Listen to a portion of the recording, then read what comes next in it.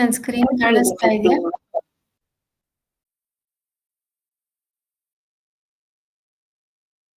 Screen ಕಾಣಿಸ್ತಿದೆ ಅಲ್ಲ ಎಲ್ರಿಗೂ? ಕಾಣಿಸ್ತಿದೆ. ಹಾ ಕಾಣಿಸ್ತಾ ಇದೆ. ಏನ್ ಟಾಪಿಕ್ ಏನಂತ ಬರ್ದಿದ್ದೀನಿ ಅಂತ ಯಾರಾದ್ರೂ ಓದಿ.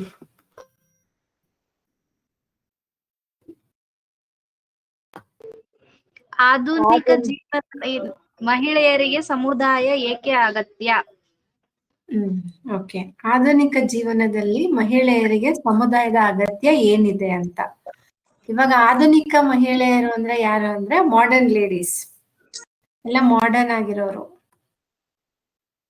ಮಾಡರ್ನ್, ಈ ಮಾಡರ್ನ್ ಟರ್ಮ್ಸ್ ಅಲ್ಲಿ ಇವಾಗ ಪ್ರೆಸೆಂಟ್ ಸಿಚುವೇಶನ್ ಅಲ್ಲಿ ಏನಂದ್ರೆ ಎಲ್ಲರೂ ಇಂಡಿಪೆಂಡೆಂಟ್ ಆಗಿರ್ಬೇಕು ಅಂತ ಹೇಳ್ತಾರೆ. ಹೌದೋ ಅಲ್ವೋ? ಹೌದು. ಎಲ್ರಿಗೂ ಇಂಡಿಪೆಂಡೆನ್ಸ್ ಬೇಕಾಗಿದೆ. ಇದ್ರಲ್ಲಿ ಬರೆದ್ರೆ ತುಂಬಾ ಸಣ್ಣದಾಗಿ ಕಾಣುತ್ತೆ. 1 ಮಿನಿಟ್, ಇಲ್ಲೇ ಬರೀತೀನಿ. ಈ ಮಾಡ್ರನ್ ಲೈಫ್ ಸ್ಟೈಲ್ ಇಂದ ನಮ್ಗೆ ಕೆಲವು ಅಡ್ವಾಂಟೇಜಸ್ ಇದೆ. ನಾವು ಅದನ್ನ ತಪ್ಪು ಅಂತ ಹೇಳಕ್ಕಾಗಲ್ಲ. ಒಂದು, ನಮ್ಗೆ ಎಜುಕೇಶನ್ ಸಿಗ್ತಾ ಇದೆ ಚೆನ್ನಾಗಿ. ಎಲ್ಲರಿಗೂ ಹೆಂಗಸರಿಗೆಲ್ಲ ಚೆನ್ನಾಗಿ ಎಜುಕೇಟೆಡ್ ಇದ್ದಾರೆ. ಇವಾಗ ಎಲ್ಲರಿಗೂ ಆಪರ್ಚುನಿಟೀಸ್ ಸಿಗ್ತಾ ಇದೆ. ಎಲ್ಲ ತರ ಸ್ಪೋರ್ಟ್ಸ್ ಅಲ್ಲಿ ಇರ್ಬೋದು, ಅವರು ಆರ್ಟ್ ಫಾರ್ಮ್ ನ ಪರ್ಸ್ಯೂ ಮಾಡ್ತೀವಿ ಅಂದ್ರೆ ಅದ್ರಲ್ಲಿ ಇರ್ಬೋದು, ಮೆಡಿಸಿನ್ ಅಲ್ಲಿ ಇರ್ಬೋದು, ಏನೇ ಮಾಡ್ಬೇಕು ಅಂತಂದ್ರೂ ಅವ್ರಿಗೆ ಆಪರ್ಚುನಿಟೀಸು ಮಾಡರ್ನ್ ಲೈಫ್ ಚೆನ್ನಾಗಿ ಒದಗಿಸ್ತಾ ಇದೆ. ಅದಾದ್ಮೇಲೆ ಫೈನಾನ್ಷಿಯಲ್ ಸಪೋರ್ಟ್ ಕೂಡ ಸಿಗ್ತಾ ಇದೆ. ಫೈನಾನ್ಷಿಯಲ್ ಸಪೋರ್ಟ್ ಅಂದ್ರೆ ದುಡ್ಡು ಕಾಸಿನ ವಿಷಯದಲ್ಲಿ ಅವಾಗ ಹಳೆ ಕಾಲದಲ್ಲೆಲ್ಲ ಹೆಂಗಸರಿಗೆ ತುಂಬಾ ಕಷ್ಟ ಇರ್ತಾ ಇತ್ತು. ಅವರು ಎಲ್ಲದಕ್ಕೂ ಗಂಡಸರ ಮೇಲೆ ಡಿಪೆಂಡ್ ಆಗುವಂತ ಸಿಚುವೇಶನ್ ಇತ್ತು. ಬಟ್ ಇವಾಗ ಹಂಗಲ್ಲ, ಅವರು ಎಜುಕೇಟೆಡ್ ಆಗಿದ್ದಾರೆ, ಆಪರ್ಚುನಿಟಿಗಳಿದಾವೆ. ಮತ್ತೆ ಸುಮಾರು ಸರ್ಕಾರ ಕೂಡ ಎಷ್ಟೊಂದು ಅವಕಾಶಗಳನ್ನ ಅವ್ರಿಗಂತ ಒದಗಿಸ್ಕೊಟ್ಟಿದೆ. ಅವರು ಆ ಅವಕಾಶಗಳನ್ನ ಉಪಯೋಗಿಸ್ಕೊಂಡು ಫೈನಾನ್ಷಿಯಲಿ ಇಂಡಿಪೆಂಡೆಂಟ್ ಆಗ್ಬೋದು. ಇಷ್ಟೆಲ್ಲ ಅಡ್ವಾಂಟೇಜಸ್ ಮಾಡ್ರನ್ ಲೈಫ್ ಅಲ್ಲಿ ಇದೆ. ಮಾಡ್ರನ್ ಲೈಫ್ ನ ನಾವು ಏನು ಇಲ್ಲ ಅದ್ರಲ್ಲಿ ಅಂತ ಅಲ್ಲಗಳಿಯಂಗೂ ಇಲ್ಲ. ಇವಾಗ ಏನೇ ಜಾಗತಿಕ ಮಟ್ಟದಲ್ಲಿ ಏನೇ ನಡೀತಾ ಇದ್ರು ಅಂದ್ರೆ ಗ್ಲೋಬಲ್ ಲೆವೆಲ್ ಅಲ್ಲಿ ಏನೇ ನಡೀತಾ ಇದ್ರು ಅದೆಲ್ಲಾನು ಮಹಿಳೆಯರಿಗೆ ಒಂದಲ್ಲ ಒಂದ್ ರೀತಿನಲ್ಲಿ ಸಹಾಯ ಮಾಡ್ತಾನೆ ಇದೆ.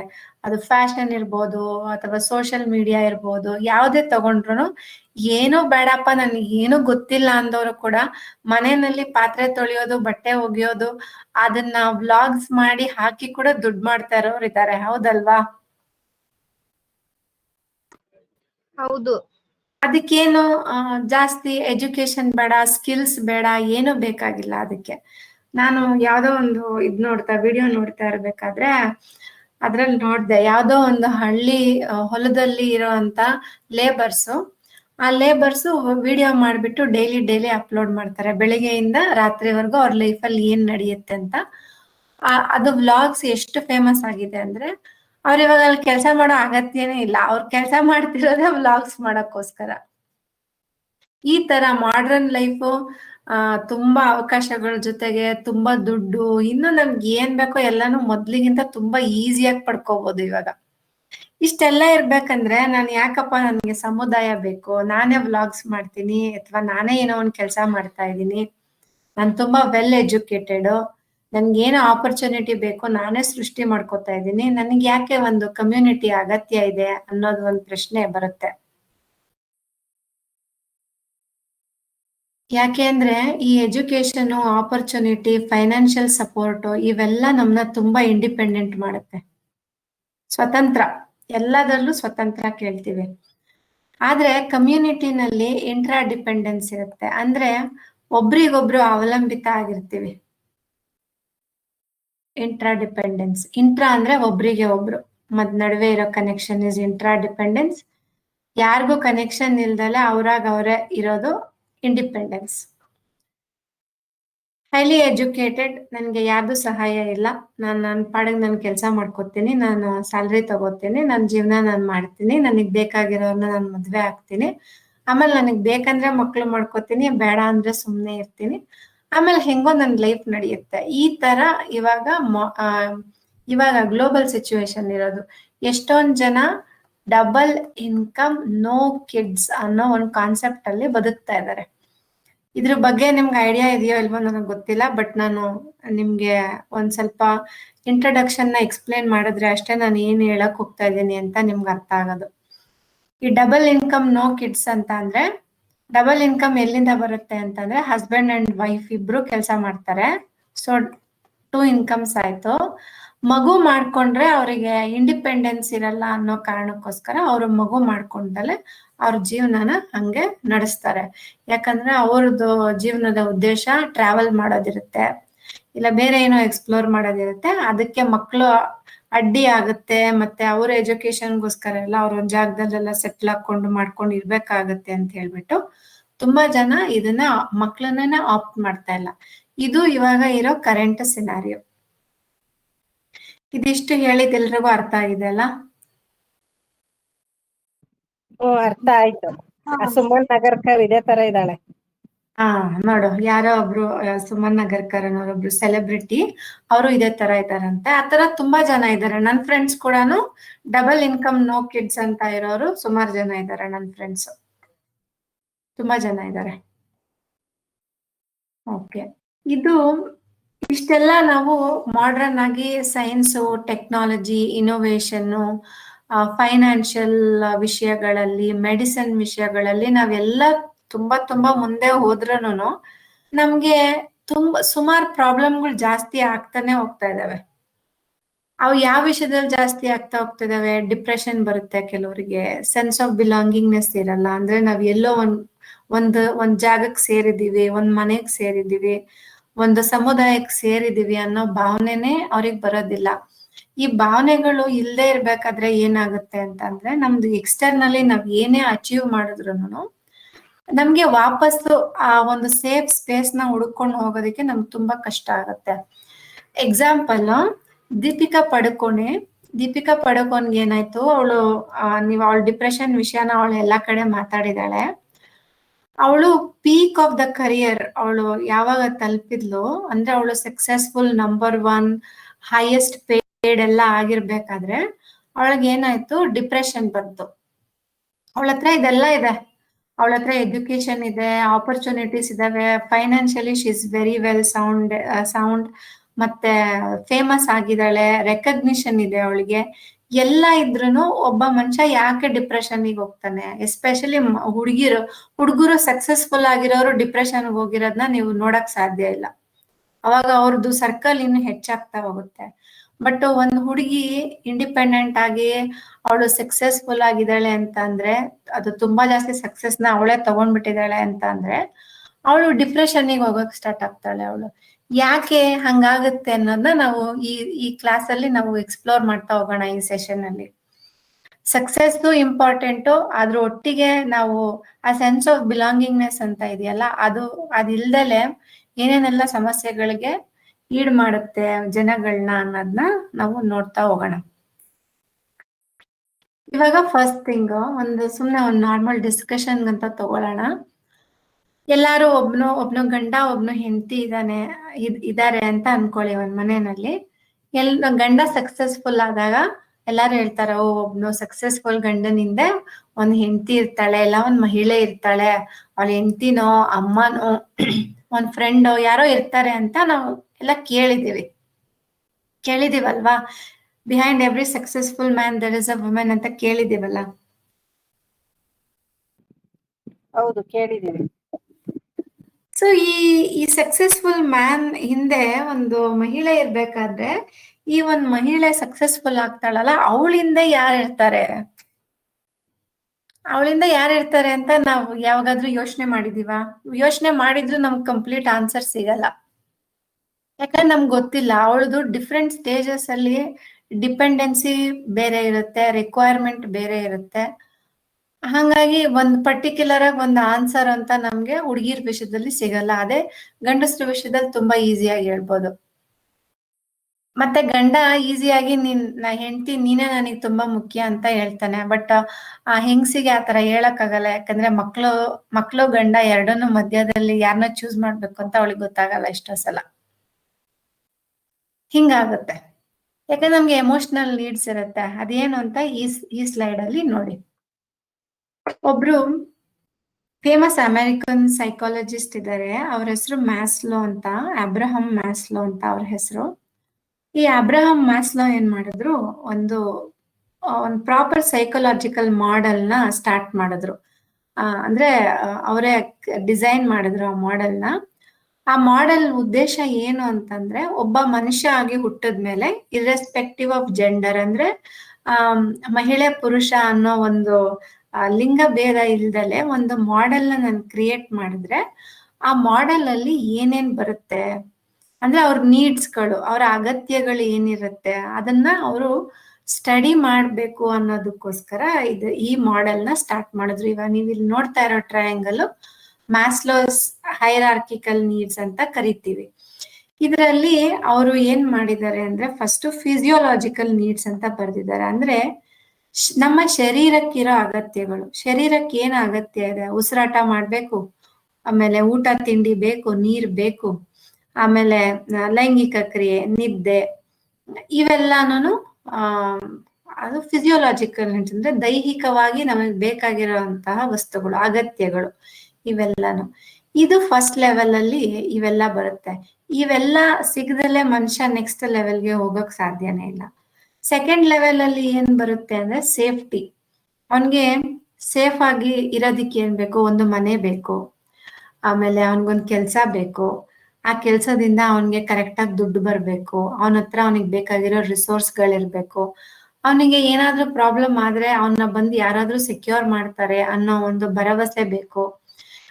ಆ ಭರವಸೆಗೋಸ್ಕರನೇ ನಾವು ಆ ರಿಸೋರ್ಸ್ ಇವನ್ನೆಲ್ಲ ಆನ್ ಮಾಡಕ್ಕೋಸ್ಕರನೇ ಕೆಲಸ ಮಾಡೋದು, ದುಡ್ಡು ಸೇವ್ ಮಾಡೋದು, ಎಲ್ಲಾದ್ರೂ ಇನ್ವೆಸ್ಟ್ ಮಾಡೋದು, ಮನೆ ತಗೊಳ್ಳೋದು, ಇವೆಲ್ಲ ಮಾಡೋದು ಈ ನೀಡ್ ನ ಫುಲ್ಫಿಲ್ ಮಾಡಕ್ಕೆ. ಸೇಫ್ಟಿ ಅಂದ್ರೆ ರಕ್ಷಣೆ. ಇದು ದೈಹಿಕವಾಗಿ ನಮಗಿರುವಂತಹ ಅಗತ್ಯಗಳಿಗೋಸ್ಕರ, ಇದು ರಕ್ಷಣೆಗೋಸ್ಕರ. ಇವಾಗ ಒಂದು ಎಕ್ಸಾಂಪಲ್ ನೋಡಿ, ನನ್ಗಿವಾಗ ದೈಹಿಕ ಬಯಕೆಗಳೆಲ್ಲ ತೀರಿದೆ. ನನಗೆ ಹಸಿವಿಲ್ಲ, ಊಟ ತಿಂಡಿ ಪ್ರಾಬ್ಲಮ್ ಇಲ್ಲ, ನೀರು ನಡಿ ಪ್ರಾಬ್ಲಮ್ ಇಲ್ಲ, ನಾನೆಲ್ಲ ಆರಾಮಾಗಿದ್ದೀನಿ ಅಂದಾಗ ನಾನು ನೆಕ್ಸ್ಟ್ ಯೋಚನೆ ಮಾಡ್ತೀನಿ, ನನ್ಗೆ ತುಂಬಾ ಟೈಮ್ ಇದೆ ಅಲ್ವಾ, ನಾನಾದ್ರೂ ಕೆಲಸ ಮಾಡ್ಬೋದಲ್ವಾ, ಕೆಲಸದಿಂದ ದುಡ್ಡು ಸಂಪಾದನೆ ಮಾಡ್ಬೋದಲ್ವಾ, ಈ ತರ ಯೋಚನೆ ಮಾಡ್ತಾ ಹೋಗ್ತೀವಿ. ಆ ದುಡ್ಡು, ಆ ಗಳಿಸಿರೋ ದುಡ್ಡನ್ನ ನಾನು ಮತ್ತೆ ನನ್ನ ಫ್ಯೂಚರ್ಗಂತ ಅದನ್ನ ಇಟ್ಕೋತೀನಿ, ನನ್ನ ಮಕ್ಳಿಗೆ ಅಂತ ಇಡಕ್ಕೆ ಟ್ರೈ ಮಾಡ್ತೀನಿ. ಇದೇ ತರ ನೀಡ್ಸು ನಮ್ಗೆ ಎಷ್ಟೋ ಶತಮಾನಗಳಿಂದ, ನಾವು ಯಾವಾಗ ಗುಹೆಗಳಲ್ಲಿ ವಾಸ ಮಾಡ್ತಿದ್ವಿ ಅವಾಗಿಂದನೂ ಈ ನೀಡು ಮನುಷ್ಯನ್ಗೆ ಇದೆ. ಈ ಸೇಫ್ಟಿ ನೀಡ್ಸ್ ಎಲ್ಲ ಆದ್ಮೇಲೆ ಮನುಷ್ಯ ನೆಕ್ಸ್ಟ್ ಹೋಗೋದೆ ಲವ್ ಅಂಡ್ ಬಿಲಾಂಗಿಂಗ್ನೆಸ್ ಅಂತ. ಈ ಲವ್ ಅಂಡ್ ಬಿಲಾಂಗಿಂಗ್ನೆಸ್ ಅಲ್ಲಿ ಏನ್ ಬರುತ್ತೆ ಅಂತಂದ್ರೆ, ಫ್ರೆಂಡ್ಶಿಪ್ಸ್ ಬರುತ್ತವೆ, ಫ್ರೆಂಡ್ಶಿಪ್ ಸರ್ಕಲ್, ಮತ್ತೆ ಎಕ್ಸ್ಟೆಂಡೆಡ್ ಫ್ಯಾಮಿಲಿಗಳು. ಅಂದ್ರೆ ಇವಾಗ ಫ್ಯಾಮಿಲಿ ಅಂತ ಅಂದ್ರೆ ನಮ್ಗೆ ಇವಾಗ ನಮ್ಮ ಮನೆಯಲ್ಲಿ ನನ್ನ 4 ಜನ, ಗಂಡ ಹೆಂಡತಿ 2 ಮಕ್ಳು, ಇದು ನನ್ನ ಫ್ಯಾಮಿಲಿ. ಅದು ಎಲ್ಲಿ ಬರುತ್ತೆ? ಇಲ್ಲಿ ಬರುತ್ತೆ, ಸೇಫ್ಟಿನಲ್ಲಿ ಬರುತ್ತೆ. ಇವಾಗ ನನ್ನ ತಮ್ಮನ ಹೆಂಡತಿ ಅಥವಾ ನನ್ನ ಚಿಕ್ಕಪ್ಪ ದೊಡ್ಡಪ್ಪ ಅವರೆಲ್ಲ ಬರೋದು ಈ ಸರ್ಕಲ್ ಅಲ್ಲಿ ಬರ್ತಾರೆ, ಈ ಫ್ಯಾಮಿಲಿ ಸರ್ಕಲ್ ಅಲ್ಲಿ ಅವರು ಬರ್ತಾರೆ. ಅದಾದ್ಮೇಲೆ ನೆಕ್ಸ್ಟ್ ಎಸ್ಟೀಮ್ ನೀಡ್ಸ್ ಅಂತ ಇದೆ ಮನುಷ್ಯನ್ಗೆ. ಎಸ್ಟೀಮ್ ನೀಡ್ಸ್ ಅಂದ್ರೆ ಏನಂದ್ರೆ, ಅವನ್ನ ಯಾರಾದ್ರೂ ರೆಸ್ಪೆಕ್ಟ್ ಮಾಡ್ಬೇಕು, ಮತ್ತೆ ಅವನ್ಗೆ ಕಾನ್ಫಿಡೆನ್ಸ್ ಬೇಕು ಅಂತ ಕೇಳ್ತಾನೆ. ಇವಿಷ್ಟು ನೀಡ್ಗಳು ಫುಲ್ಫಿಲ್ ಆದ್ರೆ ಇಲ್ಲಿ ಹೋಗ್ತಾನೆ ಅವನು, ಅಕಾರ್ಡಿಂಗ್ ಟು ಮ್ಯಾಸ್ಲೋ ಕಂಡಿಡ್ದಿರೋದು ಇದು. ಸೊ ನಾನೇನಾದ್ರೂ ಅಚೀವ್ ಮಾಡ್ಬೇಕು, ಇಲ್ಲಿ ಅವನು ಬರೀ ದುಡ್ಡು ಮಾಡೋದು ಸೇಫ್ಟಿಗೋಸ್ಕರ ನೋಡ್ತಾ ಇರ್ತಾನೆ, ಕೆಲಸ ಮಾಡೋದು ಸೇಫ್ಟಿಗೋಸ್ಕರ ಮಾಡ್ತಾ ಇರ್ತಾನೆ. ಬಟ್ ಆ ಸೇಫ್ಟಿ ಎಲ್ಲ ಒಂದು ನೀಡ್ಗಳೆಲ್ಲ ಮೀಟ್ ಆದ್ಮೇಲೆ ಅವನು ಇಲ್ಲಿ ಕೆಲಸ ಮಾಡೋದು ಪಾಪ್ಯುಲಾರಿಟಿಗೋಸ್ಕರ. ಅಂದ್ರೆ ನನ್ನ ಜನ ರೆಕಗ್ನೈಸ್ ಮಾಡ್ಲಿ, ನಾನೇನೋ ಸಾಧನೆ ಮಾಡ್ಬೇಕು ಅಂತಾನೋ, ಬೇರೆಯವರಿಂದ ನನಗೆ ರೆಸ್ಪೆಕ್ಟ್ ಬೇಕು ಅಂತಾನೋ, ಅಥವಾ ಅವನೇ ಇನ್ನೂ ಹೆಚ್ಚು ಕಾನ್ಫಿಡೆನ್ಸ್ ನ ಅನುಭವಿಸಕ್ಕೋಸ್ಕರ ಅವನು ಇಲ್ಲಿ ಅವನ ಎಲ್ಲಾ ಕೆಲ್ಸಗಳ್ನು ಅಥವಾ ಅವನು ಏನೇ ಯೋಚನೆಗಳಿದ್ರು ಅದ್ರ ಬಗ್ಗೆನೆ ಬರ್ತಾ ಇರುತ್ತೆ. ಅದಾದ್ಮೇಲೆ ಫೈನಲಿ ಬರುತ್ತೆ ಸೆಲ್ಫ್ ಆಕ್ಚುಲೈಸೇಷನ್. ಅಂದ್ರೆ ತನ್ನ ಎಲ್ಲಾ ಪ್ರಾಬ್ಲಮ್ಗಳ್ನು ಅವನು ಇಲ್ಲಿಂದ ಫೇಸ್ ಮಾಡ್ಕೊಂಡು ಬಂದು ಇಲ್ಲಿ ಸೆಲ್ಫ್ ಆಕ್ಚುಲೈಸೇಷನ್ ಅಂತ ಅಂದ್ರೆ, ಒಬ್ಬ ಮನುಷ್ಯ ಆಗಿ ಹುಟ್ಟಿದ್ಮೇಲೆ ಒಂದು ಹೈಯೆಸ್ಟ್ ಸ್ಥಿತಿ, ಆ ಹೈಯೆಸ್ಟ್ ಸ್ಥಿತಿನಲ್ಲಿ ಅವನಿಗೆ ಯಾವ್ದು ಪ್ರಾಬ್ಲಮ್ಸ್ ಇಲ್ಲ, ಅವ್ನಿಗಿರೋ ಪ್ರಾಬ್ಲಮ್ಸ್ನೆಲ್ಲ ಸಾಲ್ವ್ ಮಾಡ್ಕೊಂಡಿದ್ದಾನೆ, ಅವ್ನಿಗೆ ಯಾರೋ ರೆಸ್ಪೆಕ್ಟ್ ಮಾಡ್ಬೇಕು ಅಂತ ಇಲ್ಲ, ಅವನಿಗೆ ಕಾನ್ಫಿಡೆನ್ಸ್ ಇಶ್ಯೂ ಇಲ್ಲ, ಅವನಿಗೆ ಏನೂ ಇಲ್ಲ, ಅವನಾಗೆ ತುಂಬಾ ಖುಷಿಯಾಗಿರುವಂತಹ ಒಂದು ಸ್ಥಿತಿ. ಇದನ್ನ ನಾವು ಯೋಗದಲ್ಲಿ ಅಥವಾ ನಮ್ದು ಆಧ್ಯಾತ್ಮಿಕದಲ್ಲಿ ನಾವೇನಂತ ಕರೆದ್ವಿ, ಸೆಲ್ಫ್ ರಿಯಲೈಸೇಷನ್ ಅಂತ ಕರೆದ್ವಿ. ಅಂದ್ರೆ ಸ್ವಯಂ ಸಾಕ್ಷಾತ್ಕಾರ ಅಂತ. ಸಾಕ್ಷಾತ್ಕಾರ ಆದ್ರೆ ಮನುಷ್ಯನ್ಗೆ ಅವನ್ಗೆ ಇದೆಲ್ಲ ಯಾವ್ದು ಬೇಕು ಅಂತ ಅನ್ಸಲ್ಲ, ಇವೆಲ್ಲ ಯಾವ್ದು ಅವನಿಗೆ ನೀಡಲ್ವೇ ಅಲ್ಲ, ಅವನ್ ಇಲ್ಲಿಗೆ ಹೋಗ್ಬಿಡ್ತಾನೆ ಡೈರೆಕ್ಟ್ ಆಗಿ. ಇದನ್ನ ಮಾಸ್ಲೋ ಕಂಡು ಹಿಡಿದ್ನಲ್ವಾ, ಇಷ್ಟೂನು ಒಬ್ಬ ಪುರುಷನಿಗೆ ನೀವು ಅಪ್ಲೈ ಮಾಡಿದ್ರೆ ಅದು ಸರಿ ಹೋಗುತ್ತೆ,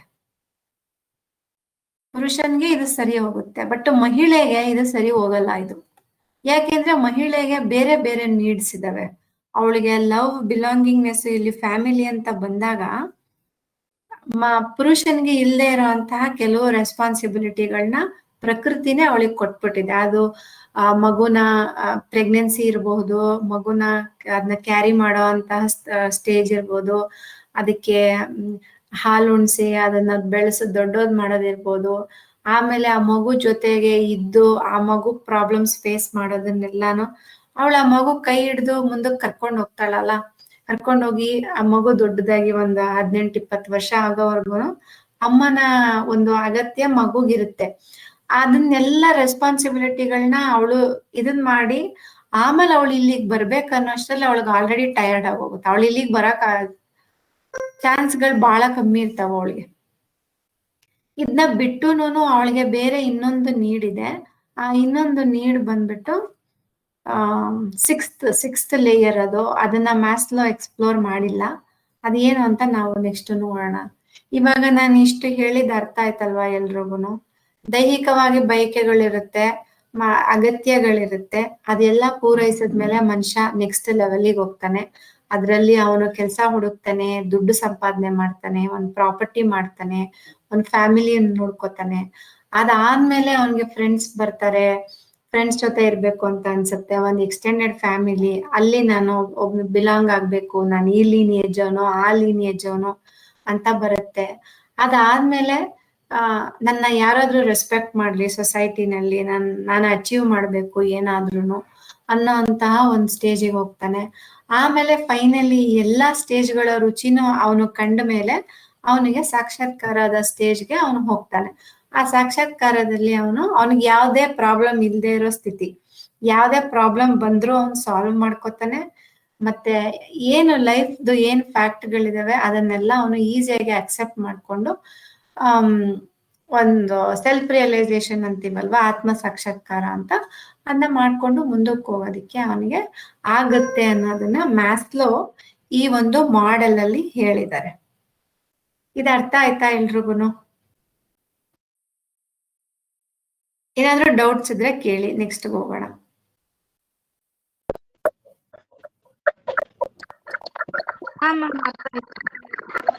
ಅರ್ಥ ಆಯ್ತು ಮೇಡಮ್.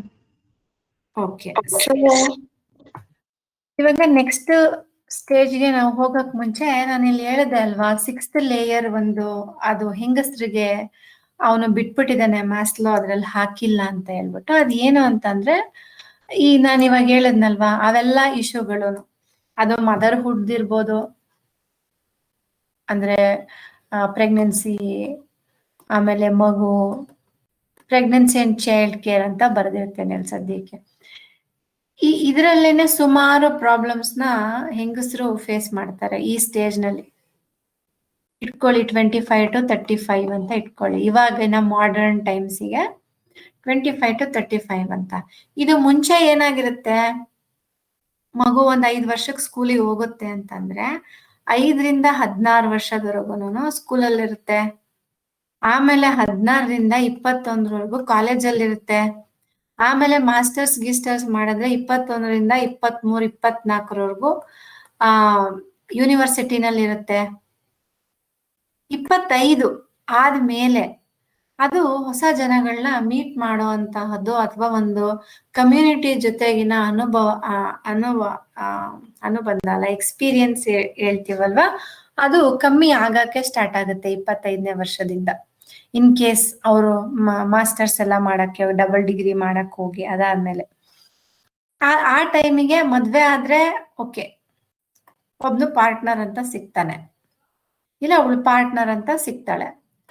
ಈ ಟೈಮಿಗೆ ಮದ್ವೆ ಆಗಿಲ್ಲ, ಇನ್ನೂ ಡಿಲೇ ಆಯ್ತು ಅಂತ ಅಂದ್ರೆ ಮೇ ಬಿ ಇವಾಗೆಲ್ಲ ಒಂದು 30 ವರ್ಷಕ್ಕೆ ಮದ್ವೆ ಮಾಡ್ಕೋತಾರಲ್ವಾ ಎಲ್ಲಾರು, ಅದನ್ನೇ ಇಟ್ಕೊಳ್ಳೋಣ. 30 ವರ್ಷಕ್ಕೆ ಮದ್ವೆ ಆಗ್ತಾ ಇದಾರೆ ಅಂತ ಹೇಳ್ಬಿಟ್ಟು 25ನೇ ವರ್ಷಕ್ಕೆ ಕೆಲ್ಸಕ್ಕೆ ಸೇರ್ಕೋತಾರೆ ಅಂತಂದ್ರೆ ಅವ್ರು ಯಾವ್ದೋ ಒಂದು ಸಣ್ಣ ಟೀಮು 5-6 ಜನ ಇರೋ ಟೀಮಲ್ಲಿ ಕೆಲಸ ಮಾಡ್ತಾರೆ. ಅದರಲ್ಲೂ ಇವಾಗ ವರ್ಕ್ ಫ್ರಮ್ ಹೋಮ್ಗಳೇ ಜಾಸ್ತಿ ಆಗ್ಬಿಟ್ಟಿದೆ. ಸೊ ಈ ತರ ಇರೋ ಸಿಚುವೇಶನ್ ಅಲ್ಲಿ 1 ವರ್ಷ ಅಂತ 365 ದಿನ ಅಂತ ತಗೊಂಡ್ರೆ ಆನ್ ಅನ್ ಆವ್ರೇಜ್ 5-6 ಜನ ಹೊಸ ಮನುಷ್ಯರನ್ನ ಕೂಡ ನಾವು ಭೇಟಿ ಮಾಡಲ್ಲ, ನಮ್ಮ ಮನೆಯವ್ರನ್ನ ಹೊರತುಪಡಿಸಿ. ಇಷ್ಟೇ ಜನನೇ ನಾವು ಭೇಟಿ ಮಾಡೋದು. ಐದಾರು ಆಫೀಸಲ್ಲಿ ಇರೋರ್ನ ಭೇಟಿ ಮಾಡ್ತೀವಿ, ಇಲ್ಲ ಮನೇಲಿರೋರ್ನ, ಫ್ಯಾಮಿಲಿಯವ್ರನ್ನ ಯಾವ್ದಾದ್ರು ಫಂಕ್ಷನ್ಗೆ ಹೋದಾಗ ಭೇಟಿ ಮಾಡ್ತೀವಿ. ಬಿಟ್ರೆ ನಮ್ಗೆ ಕಮ್ಯುನಿಟಿ ಅನ್ನೋದು ಎಲ್ಲೂ ಇಲ್ಲಿ ಮಧ್ಯದಲ್ಲೇ ಬರೋದೇ ಇಲ್ಲ. ಆಮೇಲೆ ಮಕ್ಕಳು ಮರಿ ಅಂತ ಬಂದಾಗ ಅವಾಗ ಒಂದ್ ಸ್ವಲ್ಪ ಮಕ್ಳು ಫ್ರೆಂಡ್ಸು ಅವೆಲ್ಲ ಬರುತ್ತೆ. ಬಟ್ ಎಲ್ರಿಗೂ ಎಷ್ಟು ಟೈಮ್ ಇದೆ ನನಗೆ ಗೊತ್ತಿಲ್ಲ. ಜಸ್ಟ್ ಒಂದು ಜನರಲ್ ಅಂಡರ್ಸ್ಟ್ಯಾಂಡಿಂಗಿಗೋಸ್ಕರ ಹೇಳ್ತಾ ಇದ್ದೀನಿ.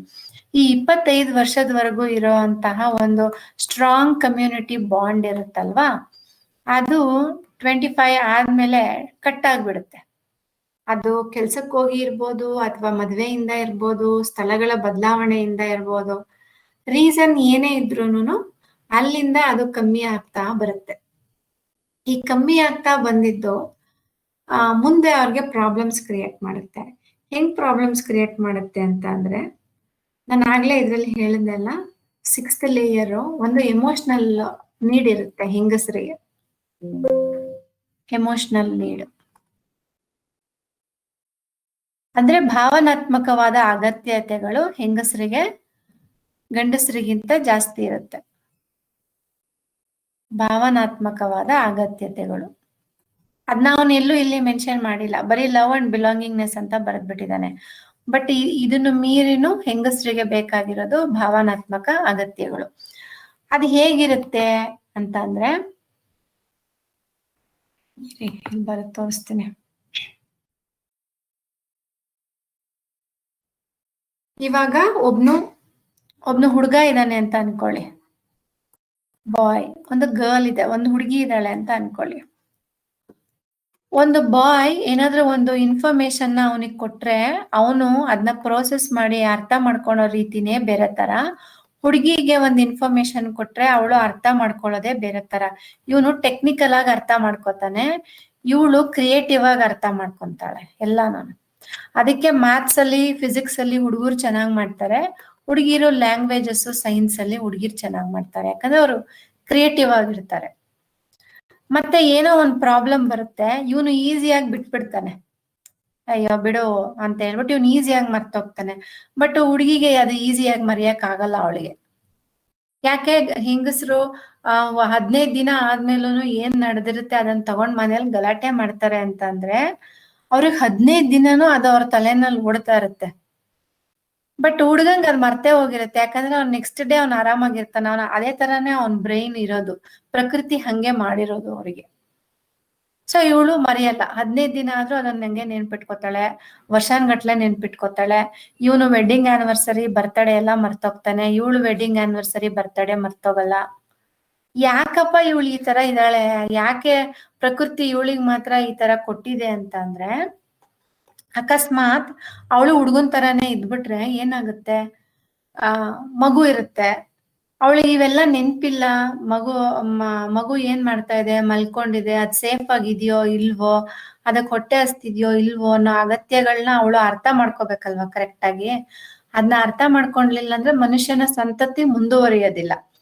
ಅದಕ್ಕೋಸ್ಕರ ಏನ್ ಮಾಡ್ತು, ಪ್ರಕೃತಿ ಇವಳಿಗೆ ಒಂದು ಎಕ್ಸ್ಟ್ರಾ ಸೆನ್ಸ್ ನ ಇಟ್ಬಿಟ್ಟಿದೆ ಅವಳ ಬ್ರೈನ್ ಅಲ್ಲಿ ಹಾರ್ಮೋನ್ ಅಲ್ಲಿ ಅದನ್ನ ಇಟ್ಟಿರೋದ್ರಿಂದ ಅವಳು ಯಾವತ್ತು ಗಂಡಸ್ತಿನ ತರ ಕೇರ್ ಫ್ರೀಯಾಗಿ ಅವಳ ಕೈಲಿ ಇರಕ್ ಆಗಲ್ಲ.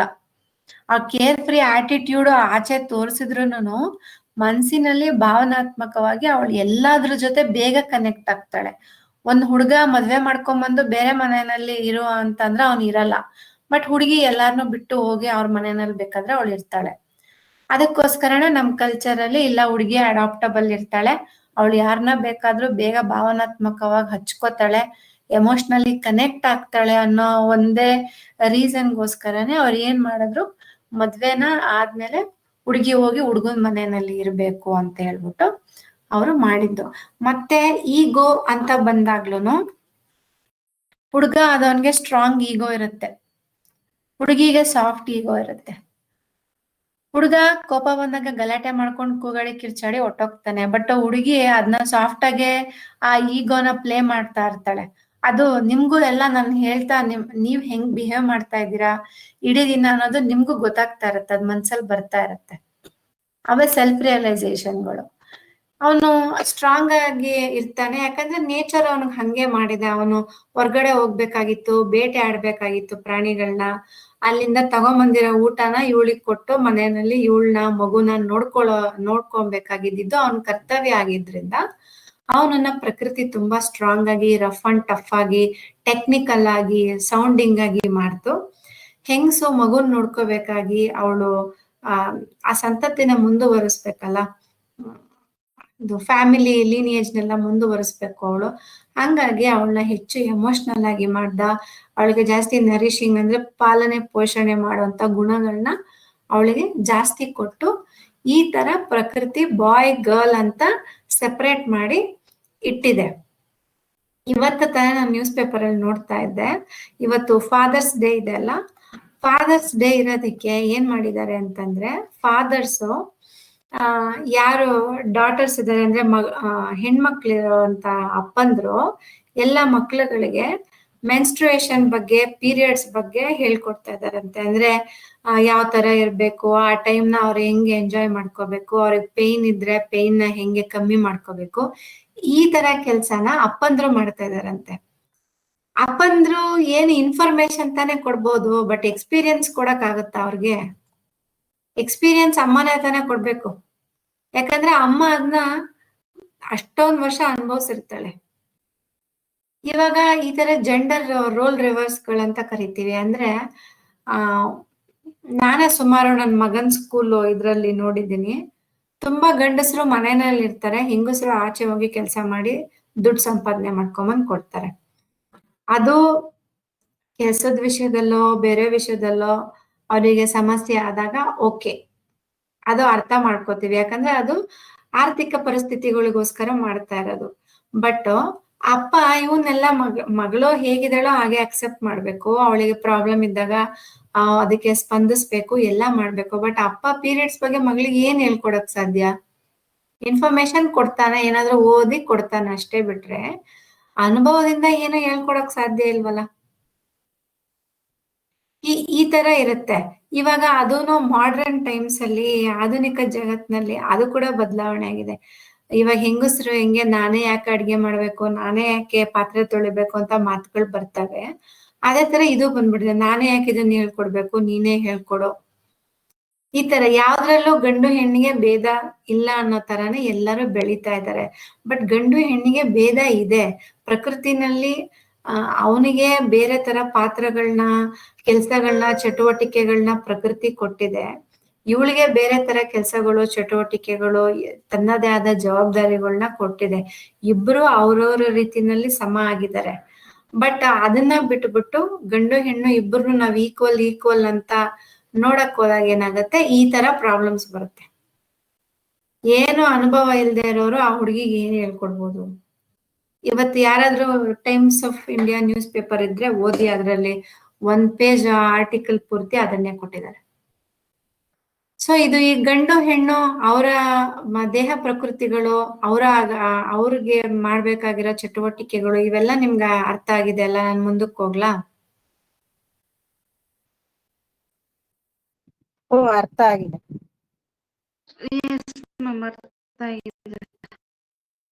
ಓಕೆ, ಇವಾಗ ನೋಡಿ, ಇವಾಗ ಹುಡುಗ ಇರ್ತಾನೆ, ಒಂದು ಹುಡುಗ ಇದ್ದಾನೆ, ಅವನೇನ್ ಮಾಡ್ತಾನೆ, ಎಕ್ಸಾಮ್ ಅಲ್ಲಿ ಫೇಲ್ ಆಗ್ಬಿಡ್ತಾನೆ. ಎಕ್ಸಾಮ್ ಅಲ್ಲಿ ಫೇಲ್ ಆದ್ರೆ ಏನ್ ಮಾಡ್ತಾನೆ? ಹುಡುಗರು ಯೂಶಲಿ ಏನ್ ಮಾಡ್ತಾರೆ ಎಕ್ಸಾಮ್ ಅಲ್ಲಿ ಫೇಲ್ ಆದ್ರೆ? ತುಂಬಾ ಸೆನ್ಸಿಟಿವ್ ಹುಡುಗಂದ್ ಬೇಡ ನಮಗೆ, ಒಂದ್ ಜನರಲಿ ನಾರ್ಮಲ್ ಆಗಿರೋ ಹುಡುಗ ಏನ್ ಮಾಡ್ತಾನೆ? ಎರಡ್ ಸಿನಾರಿಯೋ ತಗೊಳೋಣ. ಒಂದ್ ಹುಡುಗ ಫೇಲ್ ಆಗ್ತಾನೆ, ಒಂದ್ ಹುಡುಗಿ ಫೇಲ್ ಆಗ್ತಾಳೆ. ಹುಡುಗ ಇನ್ನೊಂದ್ಸತಿ ಕಟ್ಟಿ ಬರದ್ರೆ ಆಯ್ತು ಬಿಡು ಅಂತ ಸುಮ್ನೆ ಆಗ್ತಾನೆ. ಹುಡುಗಿ ಆದ್ರೆ ಹತ್ಕೊಂಡ್ ಕುತ್ಕೊಂತಾಳೆ. ಹತ್ಕೊಂಡ್ ಕೂತ್ಕೊಂತಾಳೆ, ಎಮೋಷನಲಿ ಪ್ರಾಬ್ಲಮ್ ಆಗುತ್ತೆ ಅವಳಿಗೆ, ಇದೆಲ್ಲ ಆಗುತ್ತೆ, ತುಂಬಾ ಪ್ರಾಬ್ಲಮ್ ಆಗುತ್ತೆ. ಆಮೇಲೆ ಒಂದ್ ಬ್ರೇಕಪ್ ಆಗುತ್ತೆ. ಹುಡುಗ ಈಸಿಯಾಗಿ ಹೆಂಗೋ, ಅವನಿಗೂ ಈಸಿ ಅಲ್ಲ, ಅವನಿಗೂ ಕಷ್ಟನೇ, ಬಟ್ ಅವ್ನು ಹೆಂಗೋ ಮುಂದುವರಿತಾನೆ, ಅವನ ಫ್ರೆಂಡ್ಸ್ ಯಾರೋ ಸಹಾಯ ಮಾಡ್ತಾರೆ. ಬಟ್ ಹುಡುಗಿಗೆ ಆತರ ಆಗಲ್ಲ. ಹುಡುಗಿಗೆ ಬೇರೆ ಬೇರೆ ತರ ಇಶ್ಯೂಗಳು ಬಂದ್ಬಿಡುತ್ತೆ ಬ್ರೇಕಪ್ಗಳಾದಾಗ. ಓಕೆ, ರಿಲೇಶನ್ಶಿಪ್ ಅಲ್ಲೂ ಅಷ್ಟೇನೆ. ಇವಾಗ ಹಸ್ಬೆಂಡ್ ವೈಫ್ ಇರ್ತಾರೆ, ಆ ಹಸ್ಬೆಂಡ್ ವೈಫ್ ಗಲಾಟೆ ಮಾಡಿದಾಗ ಆ ಹುಡುಗ ನೆಕ್ಸ್ಟ್ ಡೇ ಆರಾಮಾಗಿ ನಾರ್ಮಲ್ ಆಗಿ ಹೋಗ್ತಾನೆ. ಬಟ್ ಆ ಹುಡುಗಿ ಅವಳು ನಾರ್ಮಲ್ ಆಗಕ್ಕಾಗಲ್ಲ. ಅವಳು ನಾರ್ಮಲ್ ಆಗ್ಬೇಕು ಅಂದ್ರೆ ಅವಳು ಮಾತಾಡ್ಬೇಕು, ಅವಳ ಹತ್ರ ಏನೇನ್ ಥಾಟ್ಸ್ ಗಳಿದೆ ಅದನ್ನ ಯಾರ ಹತ್ರ ಆದ್ರೂ ಹೇಳ್ಕೋಬೇಕು. ಅವರು ಅದು ಹೇಳಿದ್ದಕ್ಕೆ ತಕ್ಕಂಗೆ ಸ್ಪಂದಿಸ್ಬೇಕು. ಅವಳಿಗೆ ನನ್ ಯಾರೋ ಅರ್ಥ ಮಾಡ್ಕೊಂಡಿದ್ದಾರೆ ಕರೆಕ್ಟ್ ಆಗಿ ಅನ್ನೋ ತರ ಫೀಲ್ ಬಂದ್ಮೇಲೆ ಅವಳಿಗೆ ಸಮಾಧಾನ ಆಗುತ್ತೆ. ಹೌದಲ್ವಾ? ಹೌದು. ಇವಾಗ ನ್ಯೂಕ್ಲಿಯರ್ ಫ್ಯಾಮಿಲಿ ಇದೆ ಎಲ್ಲಾರ್ದು, 4 ಜನ ಮ್ಯಾಕ್ಸಿಮಮ್ 4 ಜನ ಇರ್ತಾರೆ, ಇಲ್ಲ 3 ಜನ ಇರ್ತಾರೆ. ಹಸ್ಬೆಂಡ್, ವೈಫ್, ಕಿಡ್ 1 ಕಿಡ್ 2 ಅಂತ ಹಾಕ್ತೀನಿ. ಇಷ್ಟೇ ಜನ ಇರ್ತಾರೆ ಮನೆಯಲ್ಲಿ. ಇವಾಗ ಗಂಡ ಏನ್ ಮಾಡ್ತಾನೆ, ಕೆಲ್ಸಕ್ಕೆ ಕೊಟ್ಟೋಗ್ತಾನೆ. ಅವನು ಬೆಳಿಗ್ಗೆ ತಿಂಡಿ ತಿಂದು ಅವ್ನು ಕೆಲ್ಸಕ್ಕೆ ಕೊಟ್ಟೋಗ್ತಾನೆ. ಹೆಂಡತಿ ಕೆಲ್ಸ ಮಾಡ್ತಿದ್ರೆ ಓಕೆ, ಅವಳು ತಿಂಡಿ ತಿಂದು ಕೆಲ್ಸಕ್ಕೆ ಹೋಗ್ತಾಳೆ ಅಂತ ಅನ್ಕೊಳ್ಳೋಣ. ಇಲ್ಲಿ ಮನೆಯಲ್ಲಿ ಬೇಗ ಎದ್ದೇಳ್ತಾಳೆ, ಮಕ್ಳಿಗೆಲ್ಲ ಬಾಕ್ಸ್ ಎಲ್ಲ ಪ್ಯಾಕ್ ಮಾಡ್ತಾಳೆ, ಮಕ್ಳನ್ನ ರೆಡಿ ಮಾಡಿಸ್ತಾಳೆ, ಮಕ್ಳನ್ನ ಕಳಿಸ್ತಾಳೆ. ಆಮೇಲೆ ಅವಳು ರೆಡಿ ಆಗ್ತಾಳೆ, ಅವಳು ತಿಂಡಿ ತಿಂತಾಳೆ, ಅವಳು ಹೋಗ್ತಾಳೆ. ಆಮೇಲೆ ಆಫೀಸಲ್ಲಿ ಸುಮಾರು ಕೆಲಸ ಇರುತ್ತೆ, ಅದನ್ನ ಮುಗಿಸ್ತಾಳೆ, ಮನೆಗೆ ಬರ್ತಾಳೆ. ಮತ್ತೆ ಮಕ್ಳಿಗೆ ಹೋಮ್ ವರ್ಕ್, ಅಡಿಗೆ, ತಿಂಡಿ ಎಲ್ಲ ಕ್ಲೀನ್ ಮಾಡಿ ಎತ್ತಿಟ್ಟು ಮತ್ತೆ ನಾಳೆ ಬೆಳಿಗ್ಗೆ ಅವಳು ಇಲ್ಲಿಗೆ ಬರ್ತಾಳೆ. ಮತ್ತೆ ಇವನಿಗೆ ಹಂಗಿಲ್ಲ, ಹೆಂಡತಿ ಮಾಡಿಟ್ಟಿರ್ತಾಳೆ, ಎದ್ದೇಳ್ತಾನೆ, ತಿಂತಾನೆ, ರೆಡಿ ಆಗ್ತಾನೆ, ಹೋಗ್ತಾನೆ, ಅಲ್ಲಿ ಆಫೀಸ್ ಕೆಲಸ ಮಾಡ್ತಾನೆ, ಬರ್ತಾನೆ, ಊಟ ಮಾಡ್ತಾನೆ, ಮನ್ಕೊಂತಾನೆ. ನೋಡಿ ಹುಡುಗನ್ಗೂ ಹುಡುಗಿಗೂ ಎಷ್ಟು ಡಿಫ್ರೆನ್ಸ್ ಇದೆ. ಎನರ್ಜಿ ವೈಸು ಇವಳು ತುಂಬಾ ಎನರ್ಜಿ ಖರ್ಚು ಮಾಡ್ತಾ ಇರ್ತಾಳೆ, ಅವಳಿಗೆ ಎನರ್ಜಿ ಡ್ರೈನ್ ಆಗಿ ಹೋಗ್ಬಿಡುತ್ತೆ. ರಾತ್ರಿ ಆಗೋಷ್ಟರಲ್ಲಿ ಅವಳಿಗೆ ಹತ್ರ ಏನು ಎನರ್ಜಿ ಇರಲ್ಲ. ಬಟ್ ಇವನನ್ನ ಪ್ರಕೃತಿ ಆಲ್ರೆಡಿ ತುಂಬಾ ಸ್ಟ್ರಾಂಗ್ ಆಗಿ ಮಾಡ್ಬಿಟ್ಟಿದೆ ಪುರುಷನ್ನ. ಆದ್ರೆ ಅದಕ್ಕೆ ತಕ್ಕಂಗೆ ಅವನಿಗೇನೋ ಕೆಲ್ಸಾನೂ ಮಾಡ್ತಾ ಇಲ್ಲ, ಅವ್ನ ಇಷ್ಟೇ ಕೆಲಸ ಮಾಡ್ತಿದ್ದಾನೆ, ಅವ್ನಿಗಿನ್ನೂ ಎನರ್ಜಿ ಉಳಿದಿರುತ್ತೆ. ಹಂಗಾಗಿ ಅವನು ಹೋಗ್ತಾ ಹೋಗ್ತಾ ಸ್ಟ್ರಾಂಗ್ ಆಗೇ ಹೋಗ್ತಾನೆ. ಈ ಹುಡುಗಿ ಬರ್ತಾ ಬರ್ತಾ ವೀಕ್ ಆಗೇ ಹೋಗುತ್ತೆ. ಅದು ವೀಕ್ ಆಗಿ ಆಗಿ ಆಗಿ ಅದು ಏನಾಗುತ್ತೆ ಫೈನಲಿ ಅಂತಂದ್ರೆ ಒಂಥರ ಡಿಪ್ರೆಷನ್ಗೆ ಹೋಗ್ತಾರೆ ಕೆಲವರು. ಇನ್ನು ಕೆಲವರು ಸರಿಯಾಗಿ ಹೆಲ್ಪ್ ಹೆಂಗ್ ತಗೋಬೇಕು ಅಂತ ಅರ್ಥ ಮಾಡ್ಕೊಂಡು ಹೆಲ್ಪ್ ತಗೋತಾರೆ, ಏನೋ ಒಂದ್ ಮಾಡ್ತಾರೆ. ಇನ್ನು ಸುಮಾರು ಜನಕ್ಕೆ, ಟು ಬಿ ವೆರಿ ಫ್ರ್ಯಾಂಕ್, 90% ಜನಕ್ಕೆ ಅವ್ರು ಏನೇ ಓದಿರ್ಲಿ, ಅವ್ರು ಎಷ್ಟೇ ಲಕ್ಷಾಂತರ ರೂಪಾಯಿ ಸಂಬಳ ತಗೊಂತಾ ಇರ್ಲಿ, ಅವ್ರಿಗೆ ಹೆಲ್ಪ್ ಹೆಂಗ್ ಕೇಳ್ಬೇಕು ಅಂತ ಗೊತ್ತಿರಲ್ಲ, ಹೆಂಗ್ ಹೆಲ್ಪ್ ಮಾಡಿಸ್ಕೋಬೇಕು ಅಂತ ಗೊತ್ತಿರಲ್ಲ. ಈ ತರ ಆಗಿ ಸುಮಾರು ಜನ ಅವ್ರ ಲೈಫ್ನೇ ಹಾಳು ಮಾಡ್ಕೊಂಡ್ಬಿಡ್ತಾರೆ ಹೆಂಗಸರು. ಅವ್ರು ಹೇಳೋದು ಒಂದೇ, ಅಪ್ಪ ನಾನ್ ಮುಂದಿನ ಜನ್ಮದಲ್ಲಿ ಮಾತ್ರ ಹೆಂಗ್ಸಾಗ್ ಹುಟ್ಬಾರ್ದು. ಯಾಕೆ ಹೆಂಗ್ಸಾಗ್ ಹುಟ್ಬಾರ್ದು ಅಂದ್ರೆ ಇವೆಲ್ಲ ಮಾಡಿ ಸಾಕಾಗಿ ಇನ್ನೇನೋ ನನ್ ಕೈಲಿ ಆಗದೇ ಇಲ್ಲ ಅಂದಿರೋದಕ್ಕೆ ಅವಳು ದೇವ್ರಿಗೆ ಆತರ ಕೇಳ್ಕೊಂತಾ ಇರ್ತಾಳೆ. ಬಟ್ ಇದ್ರಲ್ಲಿ ಈಕ್ವಲ್ ಶೇರಿಂಗ್ ಮಾಡ್ಬೇಕು, ಕೆಲಸಗಳಲ್ಲಿ ಈಕ್ವಲ್ ಶೇರಿಂಗು, ರೆಸ್ಪಾನ್ಸಿಬಿಲಿಟಿಗಳಲ್ಲಿ ಈಕ್ವಲ್ ಶೇರಿಂಗು, ಅದೆಲ್ಲ ಬಿಟ್ಟುನು ಒಳಗೊಂದ್ ಲೇಯರ್ ಏನಿದೆ ಎಮೋಷನಲ್ ನೀಡ್ಸ್, ಆ ಎಮೋಷನಲ್ ನೀಡ್ಸ್ ಕೊಡೋ ಅಂತವ್ರು ಇರ್ಬೇಕು. ಆ ಎಮೋಷನಲ್ ನೀಡ್ಸ್ ಗಂಡ ಒಬ್ನೇ ಕೊಡಕ್ ಆಗಲ್ಲ, ಹಸ್ಬೆಂಡ್ ಕೊಡಕ್ ಆಗಲ್ಲ. ಯಾಕೆ ಅಂದ್ರೆ ಪ್ರೀತಿ ಪ್ರೇಮ ಆ ವಿಷಯಗಳಲ್ಲೆಲ್ಲ ಓಕೆ, ಬಟ್ ಅವಳಿಗೆ ಏನೋ ಒಂದು, ಫಾರ್ ಎಕ್ಸಾಂಪಲ್ ಏನೋ ಒಂದು ಪೀರಿಯಡ್ಸ್ ಅಲ್ಲಿ ಏನೋ ಒಂದು ಹೆಚ್ಚು ಕಮ್ಮಿ ಆಗಿ ಅವಳಿಗೆ ಏನೋ ಒಂದು ಪ್ರಾಬ್ಲಮ್ ಆಗಿರುತ್ತೆ. ಅವಾಗ ಹೋಗಿ ಗಂಡಂಗೆ ಹೇಳ್ತಾ, ಅವನೇನ್ ಹೇಳ್ತಾನೆ, ಹಾಸ್ಪಿಟ್ಲಿಗೆ ಹೋಗು, ಡಾಕ್ಟರ್ ಹತ್ರ ಹೋಗು ಅಂತ ಅಷ್ಟೇ ಅವ್ನು ಹೇಳಕ್ಕಾಗೋದು. ಅವನಿಗೆ ಏನೋ ಅರ್ಥ ಆಗೋದಿಲ್ಲ. ಆಮೇಲೆ ಇನ್ನು ಕೆಲವರು ಹೆಂಗಸರು ಹೇಳ್ತಾರೆ, ನನ್ಗೆ ಇನ್ನೇನು ಪೀರಿಯಡ್ಸ್ ಬರ್ತಾ ಬರ್ತಾ ನನ್ಗೆ ಎಷ್ಟೊಂದು PMS ಸಿಂಪ್ಟಮ್ಸ್ ಇರುತ್ತೆ, ನನ್ ಗಂಡ ಅರ್ಥನೇ ಮಾಡ್ಕೊಳಲ್ಲ, ನನ್ಗೇನು ಸಹಾಯನೇ ಮಾಡಲ್ಲ ಅಂತಾರೆ. ನಿಜವಾಗ್ಲೂ ಅವನಿಗೆ ಅರ್ಥ ಆಗಲ್ಲ. ಅವ್ನಿಗೆ ಹೆಂಗ್ ಅರ್ಥ ಆಗುತ್ತೆ? ಅವನು ಅದನ್ನೇನ್ ಫೇಸ್ ಮಾಡ್ತಿರೋದಿಲ್ವಲ್ಲ ಎವ್ರಿ ಡೇ ಬೇಸಿಸ್ ಅಲ್ಲಿ. ಅವ್ನು ಹುಡುಗ ಅಲ್ವಾ, ಅವನಿಗೆ ಅವೇನು ಗೊತ್ತಾಗಲ್ಲ. ಹೇಳಿದ್ರು ಅರ್ಥ ಮಾಡ್ಕೋಬಹುದು ಅಷ್ಟೇ, ಬಟ್ ಅನುಭವದಿಂದ ಅವನಿಗೆ ಏನು ಗೊತ್ತಿರಲ್ವಲ್ಲ. ಅದೇ ನಿಮ್ಗೊಬ್ರು ಅಕ್ಕನೋ ತಂಗಿನೋ ಯಾರಾದ್ರೂ ಇದ್ರೆ, ನೀವು ಅವ್ರ ಹತ್ರ ಮಾತಾಡಿದಾಗ ಅವರು ಅದನ್ನ ನಿಮ್ಗೆ ವಿವರಿಸಿ ಹೇಳೋ ರೀತಿನೇ ಬೇರೆ. ಓ ನನ್ಗೂ ಹಿಂಗೆ ಆಗತ್ತೆ ಕಣೆ, ಈ ಟೈಮಲ್ಲಿ ಹಿಂಗಿರುತ್ತೆ, ನೀನ್ ಹಿಂಗ್ ಮಾಡು, ಈ ತರ ನಿನ್ ಸ್ಕೆಡ್ಯೂಲ್ನ ಅಡ್ಜಸ್ಟ್ ಮಾಡ್ಕೊ, ಇಲ್ಲ ಇದು ಯಾವ್ದೋ ಮೆಡಿಸನ್ ತಗೋ, ಇದನ್ನೇನೋ ತಿನ್ನು ಅಂತ ಹೇಳ್ತಾರೆ. ಅವರು ಹೇಳೋದು ನಿಮ್ಗೆ ಹೆಚ್ಚು ಹಿತ ಅಂತ ಅನ್ಸುತ್ತೆ. ಗಂಡ ಹಾಸ್ಪಿಟ್ಲಿಗೆ ಹೋಗು, ಇಲ್ಲ ಹಾಸ್ಪಿಟ್ಲಿಗೆ ಕರ್ಕೊಂಡು ಹೋಗ್ತೀನಿ ಬಾ ಅಂತ ಕರೀತಾನಲ್ವಾ, ಅದಕ್ಕಿಂತ ಇದು ಹೆಚ್ಚು ಸರಿ ಅನ್ಸುತ್ತೆ. ಮತ್ತೆ ಇದು ಮನ್ಸಿಗೆ ಬೇಗ ನಾಟುತ್ತೆ. ಯಾಕಂದ್ರೆ ಇವ್ರದು ಅನುಭವದ ಮಾತು. ಅವನಿಗೆ ಪಾಪ ಬರೀ ಇನ್ಫಾರ್ಮೇಶನ್ ಅಷ್ಟೇ. ನಾವು ಅವನಿಂದ ಏನೋ ನಿರೀಕ್ಷೆ ಕೂಡ ಮಾಡಕ್ಕಾಗಲ್ಲ ಈ ವಿಷಯದಲ್ಲಿ. ಅವನ ಅನುಭವಿಸಿದ್ರೆ ಪಾಪ ಏನಾರು ಹೆಲ್ಪ್ ಮಾಡ್ತಾನೆ, ಅವನ ಅನುಭವಿಸಿರೋದಿಲ್ವಲ್ಲ, ಹಂಗಾಗಿ ಅವನು ಏನೂ ಮಾಡಕ್ಕಾಗಲ್ಲ ನಮ್ಗೆ.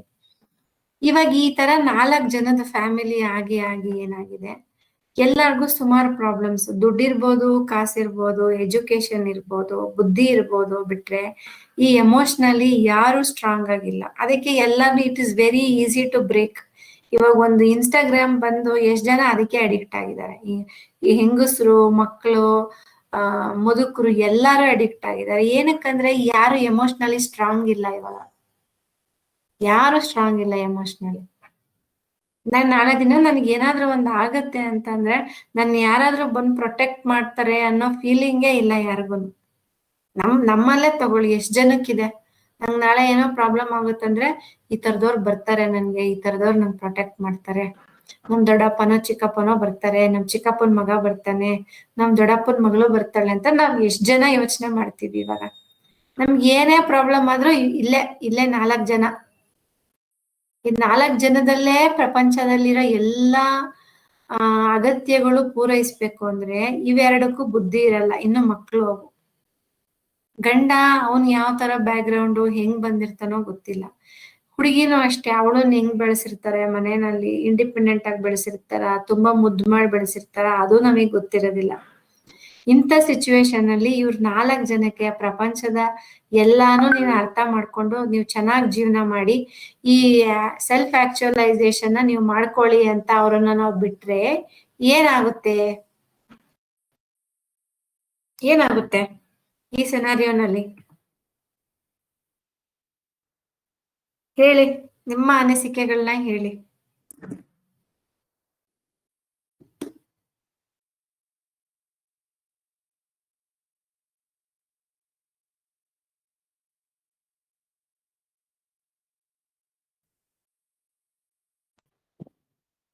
ಏನು ಆಗಲ್ಲ, ಗೊಂದಲಕ್ಕೆ ಸಿಕ್ಕಾಕೊಂತಾರೆ ಅಷ್ಟೇ.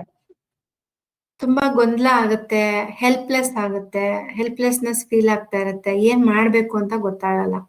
ಹಂಗಾಗಿ ಒಂದು ಸಮುದಾಯದ ಅಗತ್ಯ ಒಬ್ಬ ಮನುಷ್ಯರಿಗೆ ಇರುತ್ತೆ. ಇವಾಗ ಅವ್ರ ಮೇಲೆ ಡಿಪೆಂಡ್ ಆಗ್ಬಿಟ್ಟಿರ್ತೀವಿ. ಅವ್ರ ಮೇಲೆ ಡಿಪೆಂಡ್ ಆಗ್ತೀವಿ, ಬಟ್ ಅವ್ರಿಗೂ ಆ ನೀಡ್ಸ್ ನ ಫುಲ್ಫಿಲ್ ಮಾಡಕ್ ಆಗಲ್ಲ. ಯಾಕಂದ್ರೆ ಅವ್ರಿಗೆ ಏನೋ ಗೊತ್ತಿಲ್ವಲ್ಲ. ಏನೋ ಫೈನಾನ್ಸಸ್ ಅದು ಇದು ಹೆಲ್ಪ್ ಮಾಡ್ಬೋದು, ಬಿಟ್ರೆ ಈ ಎಮೋಷನಲ್ ನೀಡ್ಸ್ ಆಗಿರ್ಬೋದು, ನಾಲೆಡ್ಜ್ ಗ್ಯಾಪ್ ಆಗಿರ್ಬೋದು, ಅದನ್ನೆಲ್ಲ ಗಂಡ ಒಬ್ನೇ ಹೆಂಗ್ ಫುಲ್ಫಿಲ್ ಮಾಡಕ್ ಆಗಲ್ಲ. ಸೊ ನಮ್ಗೆ ಇಷ್ಟೆಲ್ಲ ಬ್ಯಾಕ್ ಗ್ರೌಂಡ್ ಇರೋದ್ರಿಂದಾನೇ ನಮ್ಗೆ ಒಂದು ಕಮ್ಯುನಿಟಿ ಅಗತ್ಯ ಇದೆ. ಅಂದ್ರೆ ಒಂದು ಸಮುದಾಯದ ಅಗತ್ಯ ನಮ್ಗಿದೆ. ಈ ಕಮ್ಯುನಿಟಿ ಅಂದ್ರೆ ಏನು ದೊಡ್ಡ ಕಮ್ಯುನಿಟಿ ಆಗಿರ್ಬೇಕು ಅಂತ ಏನು ಇಲ್ಲ. ಒಂದ್ 8-10 ಜನರ ಗ್ರೂಪ್ ಇದ್ರೆ ಅದರಲ್ಲಿ ಒಬ್ಬೊಬ್ರು ಒಂದೊಂದ್ರಲ್ಲಿ ಎಕ್ಸ್ಪರ್ಟೀಸ್ ಇರ್ತಾರೆ. ಯಾರೋ ಒಬ್ರು ಅಡಿಗೆ ಚೆನ್ನಾಗಿ ಮಾಡಿರ್ತಾರೆ, ಯಾರೋ ಒಬ್ರಿಗೆ ಮಕ್ಳ ಪ್ರಾಬ್ಲಮ್ಸ್ ಎಲ್ಲ ಚೆನ್ನಾಗಿ ಸಾಲ್ವ್ ಮಾಡಕ್ ಬರುತ್ತೆ, ಕೆಲವ್ರಿಗೆ ಮೆಡಿಸನ್ಸ್ ಗೊತ್ತಿರುತ್ತೆ, ಕೆಲವ್ರಿಗೆ ಎಜುಕೇಶನ್ ಬಗ್ಗೆ ಗೊತ್ತಿರುತ್ತೆ, ಇನ್ನು ಕೆಲವರಿಗೆ ಲೈಫ್ ಸ್ಕಿಲ್ಸ್ ಚೆನ್ನಾಗಿ ಗೊತ್ತಿರುತ್ತೆ, ಒಬ್ರು ಚೆನ್ನಾಗಿ ನೆಗೋಷಿಯೇಟ್ ಮಾಡ್ತಾರೆ, ಕಮ್ಯುನಿಕೇಟ್ ಮಾಡ್ತಾರೆ. ಹೀಗಿರುತ್ತೆ. ಎಲ್ಲಾ ಮನುಷ್ಯನು ಇಷ್ಟು ಸ್ಕಿಲ್ಸ್ ನ ತಗೊಂಡ್ ಹುಟ್ಟಲ್ಲ, ಅಥವಾ ಇಷ್ಟು ಸ್ಕಿಲ್ಸ್ ನ ಬೆಳೆಸ್ಕೊಳ್ಳೋದಿಕ್ಕೆ ಒಂದ್ ಲೈಫ್ ಟೈಮ್ ಅಲ್ಲಿ ಸಾಧ್ಯ ಇಲ್ಲ. ಹಂಗಾಗಿ ನಾನು ಯಾವ್ದ್ರಲ್ಲಿ ಬೆಸ್ಟ್ ಇದೀನಿ ಅನ್ನೋದನ್ನ ಅರ್ಥ ಮಾಡ್ಕೊಳ್ಳೋದು ಎಷ್ಟು ಇಂಪಾರ್ಟೆಂಟೋ ಅಷ್ಟೇ ಇಂಪಾರ್ಟೆಂಟು ನನ್ಗೆ ಯಾವ್ದ್ರಲ್ಲಿ ನನಗ್ ಸಹಾಯ ಬೇಕಾಗುತ್ತೆ ಅಂತ. ಫಾರ್ ಎಕ್ಸಾಂಪಲ್, ಇವಾಗ ನನ್ನ ವಿಷಯ ನೀವು ತಗೊಂಡ್ರೆ, ನಾನು ಯಾವ ವಿಷಯದಲ್ಲಿ ತುಂಬಾ ಬ್ಯಾಡ್ ಇದ್ದೀನಿ ಅಂತಂದ್ರೆ ಆರ್ಟ್ ವಿಷಯ, ಕ್ರಾಫ್ಟ್ ವಿಷಯ, ಡ್ರೈವಿಂಗ್ ವಿಷಯ, ಇವೆಲ್ಲರಲ್ಲೂ ನಾನು ಬ್ಯಾಡ್ ಇದ್ದೀನಿ. ನನ್ಗೆ ಇವ್ಯಾವ ಸರಿಯಾಗಿ ಬರೋದಿಲ್ಲ. ಬಟ್ ನಾನು ಬೇರೆದ್ರಲ್ಲೆಲ್ಲ ಇಷ್ಟು ವಿಷಯಗಳಲ್ಲಿ ನಾನು ಗುಡ್ ಇದ್ದೀನಿ. ಇಷ್ಟು ವಿಷಯ ಇದನ್ನು ಸೇರಿಸಿ ಇನ್ನೂ ಹಲವಾರು ವಿಷಯಗಳಲ್ಲಿ ನಾನು ಬೆಸ್ಟ್ ಇದ್ದೀನಿ. ನಾನು ಬೆಸ್ಟ್ ಇದ್ ಮಾತ್ರಕ್ಕೆ ನಾನು ಪ್ರತಿ ಸತಿ ನಾನು ಎಲ್ಲರೂ ಡ್ರೈವ್ ಮಾಡ್ಕೊಂಡು ಹೋದಾಗ ನನ್ಗೆ ಪ್ರಾಬ್ಲಮ್ ಹಾಗೆ ಆಗುತ್ತೆ. ನನ್ಗೆ ಯಾವ್ದಾದ್ರು ಹೆಲ್ಪ್ ಬೇಕು, ನನ್ಗೆ ಆರ್ಟ್ ಕ್ರಾಫ್ಟ್ ಏನೋ ಒಂದ್ ಮಾಡ್ಬೇಕಿರತ್ತೆ, ನಮ್ಮ ಮನೇಲಿ ಏನೋ ಒಂದ್ ಫಂಕ್ಷನ್ ಇರುತ್ತೆ, ನನ್ಗೇನೋ ಅರೇಂಜ್ ಮಾಡಕ್ ಬರಲ್ಲ, ಅವಾಗ ನಂಗೆ ಯಾರ್ದೋ ಒಬ್ರದ್ ಸಹಾಯ ಬೇಕಾಗತ್ತೆ. ನಾನ್ ದುಡ್ಡು ಕೊಟ್ಟು ಯಾರನ್ನೋ ಕರ್ಕೋಬಹುದು, ನಾನು ಆ ವಿಷಯ ಮಾತಾಡ್ತಾ ಇಲ್ಲ. ಹೊರಗಡೆ ದುಡ್ಡು ಕೊಟ್ಟು ಜನಗಳನ್ನ ಕರ್ಸ್ಕೊಂಡು ಸಹಾಯ ತಗೊಳ್ಳೋದು ಅದಲ್ಲ. ಒಂದ್ ಕಮ್ಯುನಿಟಿ, ಒಂದ್ ಸೆನ್ಸ್ ಆಫ್ ಕಮ್ಯುನಿಟಿ ಅಂತ ಬೆಳೆದಾಗ ನನ್ಗೊಬ್ಳು ಫ್ರೆಂಡ್ ಬರ್ತಾಳೋ ಅಥವಾ ನನ್ ಚಿಕ್ಕಮ್ಮನ ಮಗಳು ಬರ್ತಾಳೋ, ಯಾರೋ ಒಬ್ರು ಬರ್ತಾರೆ, ಬಂದು ನನಗೆ ಹೆಲ್ಪ್ ಮಾಡ್ತಾರೆ. ಹಂಗೆ ಅವಳಿಗೆ ಮೆಡಿಸನ್ ಅಗತ್ಯ ಇದ್ದಾಗ್ಲೋ, ಎಜುಕೇಶನ್ ಅಲ್ಲಿ ಅವ್ರಿಗೇನೋ ಪ್ರಾಬ್ಲಮ್ ಆದಾಗ್ಲೋ ನಾನು ಹೋಗ್ತೀನಿ, ಅವ್ರಿಗೆ ಸಹಾಯ ಮಾಡ್ತೀನಿ. ಹಿಂಗೆ ಎಲ್ಲಾ ಗ್ಯಾಪ್ನು ಗಂಡ ಒಬ್ನೇ ಹೆಂಡತಿಗ್ ಮಾಡಕ್ಕಾಗ್ಲಿ, ಅಥವಾ ಹೆಂಡತಿ ಒಬ್ಳೆ ಗಂಡಂಗ್ ಮಾಡಕ್ಕಾಗ್ಲಿ, ಅಥವಾ ಇವ್ರಿಬ್ರು ಸೇರಿ ಮಕ್ಳಿಗಾಗ್ಲಿ ಖಂಡಿತ ಮಾಡಕ್ ಸಾಧ್ಯ ಇಲ್ಲ. It is highly impossible. ಇಷ್ಟೊಂದು ಫ್ಯಾಮಿಲಿಗಳು ಪ್ರಾಬ್ಲಮ್ಸ್ ಫೇಸ್ ಮಾಡ್ತಿರೋದಕ್ಕೆ ಕಾರಣನೇ ಇದು.